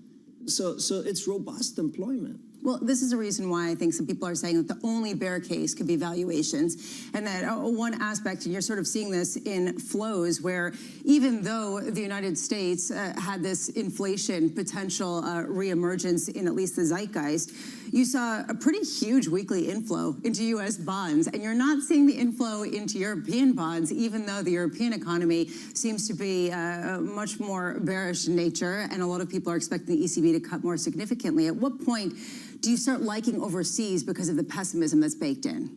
So, you know, we have a small overweight to emerging markets. We actually scaled it back after China rallied so much on the first round of stimulus. But overall, we remain neutral. I think the U.S. economy is just doing so much better than the rest of the world. I agree the valuations look higher, the S&P 500 at 21 price-earnings ratio, and the spreads, the credit spreads this week have tightened. And so we're really baking in a lot of optimism. But if I look at that 21 price-earnings ratio and adjust it for fundamentals, we're doing research where we're looking at the return on equity and going back in time and adjusting valuation for the quality of the fundamentals. And that takes us from a 95%, 95th percentile valuation, close to all-time high, down to like 60th, 65th percentile if you adjust for return on equity or margins or fundamentals. It takes us back to 2015, 2016. So yes, it's expensive, but that's why we kind of still end up neutral between the U.S. and non-U.S. I don't like being in the media saying we're neutral because it's not exciting. But this is kind of a time in markets where, you know, we bring things closer to the middle. The conventional thinking ahead of the election was red sweep would mean bad things like tariffs for the market, but good things like tax cuts. Well, tax cuts are going to get really difficult if the margin is so slim in the House of Representatives. I mean, potentially it will be 218 to 217. What do you think gets done? And I think the problem is that we've had so many promises, like no taxes on tips, no taxes on social security. Oprah Winfrey election. No taxes on overtime, lower corporate taxes, and then you take away the inheritance taxes and the capital gains taxes. So I don't think all of that is happening, and we don't really know until we know what happens with the House. So maybe, Anne-Marie, you make a really good point that this initial pop, this enthusiasm bakes in a lot of fiscal stimulus that, you know, we're still at 6-7% of GDP in terms of deficit. So maybe there's a little bit of a short-term overreaction, but then since the day after the election, markets are sort of stabilizing. Right, because I think a lot of markets are also pricing in deregulation, which you talk about. In what sectors do you think that we're going to see that play out the most? Yeah, and that was very stark the day after the election. You saw small cap stocks, you said 8% for the week. You saw energy, you saw financials. That really, I think that is real, and it loosens up the M&A activity, and it's meaningful. So I guess it's what is the market sort of missing? With the 10-year doing a round trip, I think the market is missing some upward risk in inflation. And, you know, the 10-year could pressure equity markets. It's this tension between the 10-year and the equity markets that remains unresolved. What's the danger zone on the 10-year? I've heard things like 450, and we fell just short of 450 this week. Is that the point where you think maybe it starts to constrain equity markets? I don't know. I can tell you that our head of fixed income at T. Rowe Price thinks we could go to 5% within the next 6 months. Wow. And I think that could shake up markets. And it would probably come with some concerns about an inflation shock, which could probably come from a commodity shock, which would probably, I'm using a lot of probablys, but no, we I understand, don't know. but they're all things we've got to think about. This would probably come from a geopolitical shock. And, you know, if you look at the day after the election and the 10-year went up 17 basis points right away, the 10-year inflation swaps went up 11. So you can infer that a fair amount of that move was inflation related. You've provided more analysis of the last 60 seconds of that bond market move than Chairman Powell did in 45 minutes. He didn't want to touch it. Do you think he opened the door to a pause in December? I think, look, his messages were the economy's fine, we're doing fine on inflation, we're not ruling in or out the December cut, and I'm going to take him at his word. And we're all sleep deprived, right? So we're giving short answers. It was the famous no answer. No, and then right? no again. Not permitted under the law. We're going to do that a little bit later. Do you want to weigh in on that? Do you think they can weather the storm when that political threat comes down on them in the next couple of years? I think so. Okay. Sebastian, short and sweet. I appreciate it. Seb Page at T. Rowe Price. It's very difficult to get your head around the kind of policies that will get executed down in Washington, D.C., particularly when you talk about the margins we could be working with in the House. You brought up the bond market move. I think there's a difference between pricing in existing tax policy, which is the extension of the TCJA from several years ago, and pricing in new tax policy, because $4 trillion of tax cuts were on the table here. They either expired next year or got extended. And basically what we've found out, potentially, we're almost there, that will get extended. Likely will get extended, and then how much more can you add to that? Because Donald Trump has come out and given a plethora of more tax cuts he wants to enact. Can those actually get done? These are not part of the ones that are TCJA that even wants to extend. He also wants to bring down the corporate tax rate even lower. How much can this get done when you have very slim majorities in Congress? We'll talk about those margins in just a moment. Equity futures on the S&P 500 a bit softer. We're down 0.2%. With an update on stories elsewhere with your Bloomberg Brief, here's Danny Berger. Hey, Danny. Hey, John. Nippon Steel says that it still expects its acquisition of U.S. Steel to be completed by year-end. Vice Chair Takahiro Mori says that discussions can be constructive now that the U.S. election is over. He's hoping to visit the U.S. this month and meet with union leaders.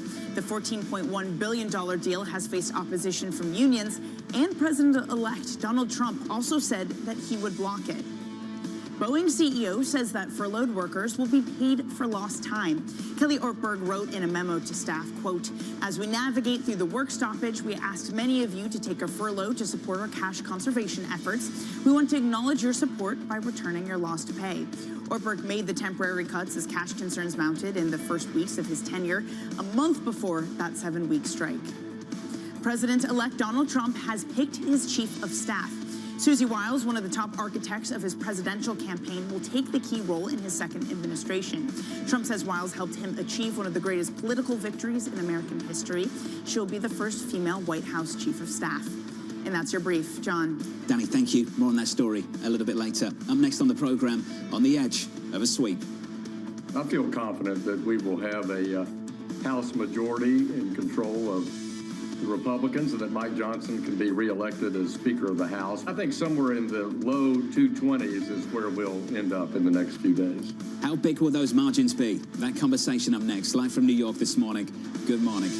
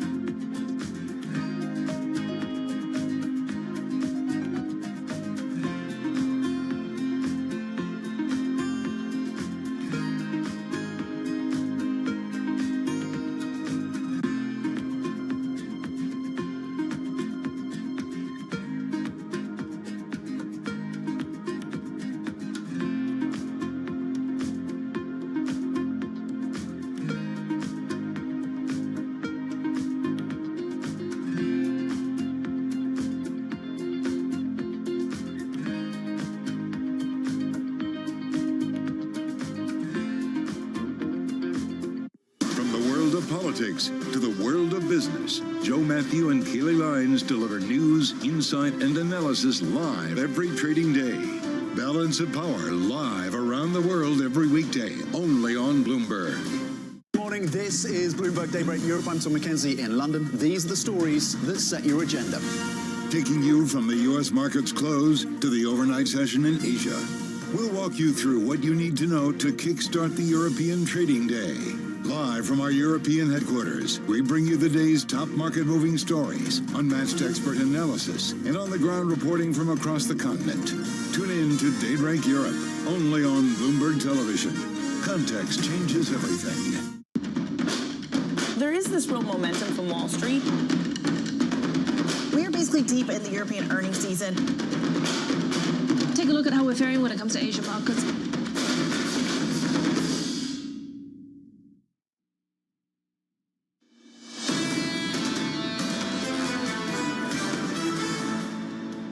We're almost there. One more session.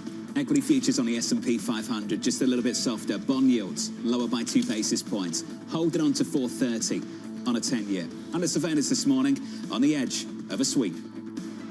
I feel confident that we will have a House majority in control of the Republicans and that Mike Johnson can be reelected as Speaker of the House. We have a 220-seat majority now, just 2 more than the 218 that is required for control. And I think somewhere in the low 220s is where we'll end up in the next few days. So here's the latest. Control of the House still up for grabs with 25 races yet to be called. The current count has Democrats with 199 and Republicans with 211. Rob Casey of Signum Global Advisors writing, broadly speaking, we see Trump beginning his second term unrestrained. Republican trifecta, Supreme Court majority, popular mandate. This may be a once-in-a-generation chance for Republicans to enact sweeping change. Rob joins us now for more. Rob, good morning. Morning. Can we start with the trifecta? You think it gets done? What kind of margins are you looking for? Really tight margins. I mean, it's going to be as tight, if not tighter, than what we're seeing currently. Of the 25 seats still to be called, I think Republicans very easily win or comfortably win 9 of them. So that gets them to 219. There are other seats Democrats will win, and there are about 5 or 6 seats that are absolutely toss-ups at this point. So the best Republicans can hope for, I think, is 220, maybe 221, but it looks a lot like it does today. House Majority Whip Tom Emmer this morning in Punchbowl News says, I don't care if it's 218, 219, 220. I don't give a damn. As long as we have the majority, we're going to be successful. But if you have 218, basically everyone becomes a king, no? Yeah, everybody becomes a king. I think it's worse for Elise Stefanik, who would like to be appointed somewhere else, and they don't want to deal with the special election in New York. At this point, that would take away their majority if it was that slim. But, I mean, frankly, Donald Trump is president-elect, which means in the House, Donald Trump is king. I mean, they are going to take their shots not from Mike Johnson or anybody else. They're going to take them from Trump. So besides Elise Stefanik, who may go over to the UN, what does the leadership look like in the House? I think it's Speaker Johnson. I think it's Speaker Johnson will stay in his seat. He did what he had to do. I mean, he retained the Republican majority, very likely at this point. And you know, other than that, I frankly don't think it matters very much because I think this will be a session in which legislation is done top down. It'll come from Trump. It'll come from the White House. And the Senate, very likely to fall in line. The House, probably even more so. So what's the first order of business, the border or taxes? I think it's the border. I think it's oil and gas, both through executive action. I think taxes will take a little bit longer because we will see, I mean, it's not a budget negotiation between Republicans and Democrats. It'll be a budget negotiation between, you know, the center and the right of Republicans. And we'll see that done through budget reconciliation. That'll take a number of months. What will the immigration proposal look like? Is it going to be mass deportations? I think we will hear about mass deportations. I think it's very unlikely we'll see that in the short term, frankly, because it just requires so many billions and billions of dollars to do that there isn't an obvious path forward for mass deportations. I think very, very likely what we see is targeted deportations of, you know, illegal immigrants who have committed crimes on U.S. soil. We'll get, you know, pictures and videos of immigrants being taken across the border on buses, and we're very likely to see remain in Mexico reinstated, but deporting tens of millions of illegal immigrants, really, really hard to do without additional funding from Congress, which would take a lot longer. You know, one of the most interesting conversations that we've had, I thought, was Representative French Hill yesterday, where we were talking about the budget deficit and his concern about it. And he is a Republican. He is a House member. He is a supporter of Trump. And he poured a lot of cold water over some of the proposals that we heard from Elon Musk and the feasibility of cutting $2 trillion of the budget so easily. So how much pushback will there be within even the Republican Party as far as expanding the deficit to the degree that some people project that the plans would do? I think there will be some pushback, but I think almost necessarily we will see an extension of the Trump tax cuts, all of them, not just some of them. And you know, there really isn't any obvious spending to cut commensurate with that level of tax cuts. So otherwise put, I think we are going to see an expansion of the deficit almost necessarily. So work through the kind of policies that were on the campaign trail that you think could get done. No taxes on tips. That happens? Probably not. You don't think that happens? Why not? I think over the past 6 months, what we've seen is Donald Trump run, frankly, a phenomenal campaign. Of course, today we know it was a winning campaign. I think a lot of what he was discussing, does he want to get it done? Maybe. Are they priorities to get done in this first 100, 200 days where we'll see, you know, a bulk of the legislation get done? I think probably not. So that's one policy. Corporate tax rate down to 15% with conditions. What about that? Yeah, I think so. I mean, again, the campaign talked about 20%, 18%. I think those were campaign ploys because, frankly, a corporate rate cut doesn't play very well among the working class. I think Republicans are going to do all that they can to get it down to 15%. Let's talk about inside the White House. Susie Wiles was announced last night. Trump calls her his ice baby. Who else do you expect to join the cabinet? We see Rick Grinnell at State. If it's not Rick Grinnell, it'll probably be from the Senate, maybe Rubio. It could also be Bob O'Brien, but I would tap Rick Grinnell at this point. You know, we're all asking ourselves who Treasury is going to be. It's Scott Bessent, I think, is at the top of the list. But Howard Lutnick has, I think, become more popular in the campaign and transition teams over the course of the past week or month. So I would look at Howard Lutnick as well. What do these names swirling around the potential cabinet picks for President Trump tell you about where his mind is and how maybe the next 4 years will play out? Well, I think the Trump 2.0 team will be more ready to govern than the Trump 1.0 team was. I mean, we have to remember that in Trump 1.0, we also had a Republican trifecta. There was not a lot of major legislation that got done in that period before the midterms. I think we will see a different Trump administration with a lot more momentum, a lot more efficient, with or without Elon Musk, you know, really running the efficiency show. So what I think we're going to see is it's a technocratic cabinet. But it's also a cabinet very, very willing to implement Trump's policies. You say a technocratic cabinet. Yesterday, Donald Trump came out with the plan to eradicate deep state and started talking about a series of measures to give him the ability to remove certain people, certain bureaucrats, as he calls them, different members of the government. How much are those some of the things that we can expect to hear versus the technocratic aspects that you're talking about? Well, I think at a very high level, you know, top level cabinet positions, these people are really smart. These people have their hands in policy, and they're going to be ready to go.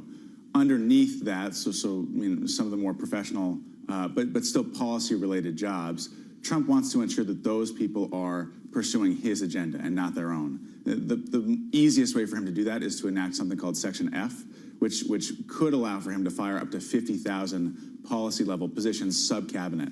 Do we think he's going to fire 50,000 people, you know, on January 20th, 21st? No. Do I think that that's a helpful threat for Trump to ensure that the people working under him and under his cabinet are you know, pushing the ball forward? I think it is helpful. So I think we hear a lot more about Section F. The reason why I ask this is because when you say ready to govern, that could mean a lot of different things. Is it pushing through legislation? Is it looking for the types of provisions that could allow some of these more dramatic provisions to go into effect? Which is it? Well, I think first it will be done via executive action. And again, I think that the two opportunities for him to do that are on the border. Not so much major immigration reform, but border enforcement in particular. And I do think very quickly we will see the, you know, Trump return to the drill, baby, drill talking points, opening up federal land for more, you know, oil and gas production. Whether or not we see that in the market in the short term, I'm skeptical, but it is what it is. Second, on the legislative front, I think it will be tax focused. I think everything else sort of in the first 100 days probably falls to the wayside. Rob, it's good to see you. As always, sir, thank you. Rob Casey of Signum Global Advisors, one man to watch, Ambassador Lighthizer. Where does he land in this administration? I think that's the push-pull right now within the campaign, the transition team, whether or not you put someone like him at Treasury, that sends a really antagonizing message to China, or do you put him somewhere else? Or does he go back to USTR? We have to wait and see. That's one to watch. Coming up on the program, we'll catch up with Peter Chia of Academy Securities. Another thing to watch, China preparing for another Trump administration. That conversation up next. Equity futures just a little bit softer on a record-breaking week.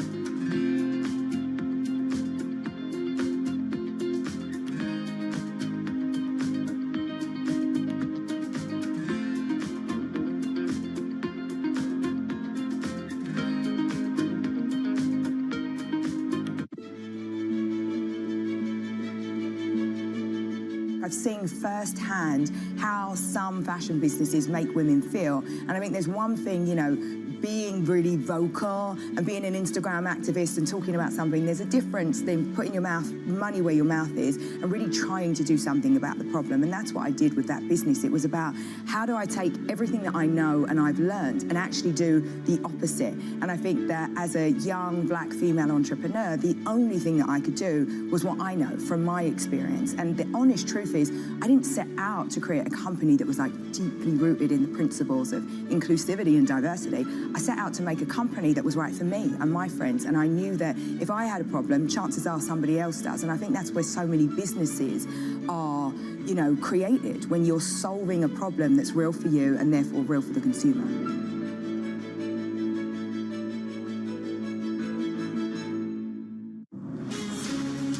From the beating heart of global finance, economics and politics, and wherever newsmakers are moving markets, Bloomberg brings you conversations that allow for deep discussions and important insights. What do you think the future is for inflation? Is this a new normal? Are markets too optimistic? How do you worry about the things that are outside your control? How does the current fighting completely stop? I'm Francine Lacroix, and this is The Pulse, every weekday only on Bloomberg.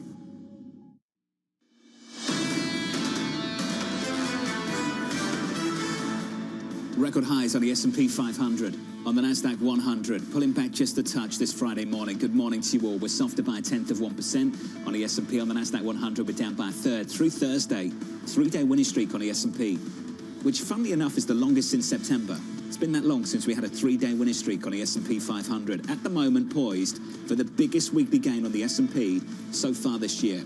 Switch on the board and get to the bond market. 2-year, 10-year, 30-year. 10-year is actually down on the week, which is difficult to get your head around if you were around on election night and the day after. The 2-year yield is down by 3 basis points on a session. Lisa 417.24. We've got a lot to talk about with regards to Chairman Powell. We'll do more of that in just a moment. But it just felt like on the margin, he was trying to get that optionality that the former Vice Chair Richard Clarida was talking about, to pause if they need to. With this question mark about which policies are going to be implemented, and that question mark really was what was hanging over the bond market, and the reason why you saw this massive whipsaw.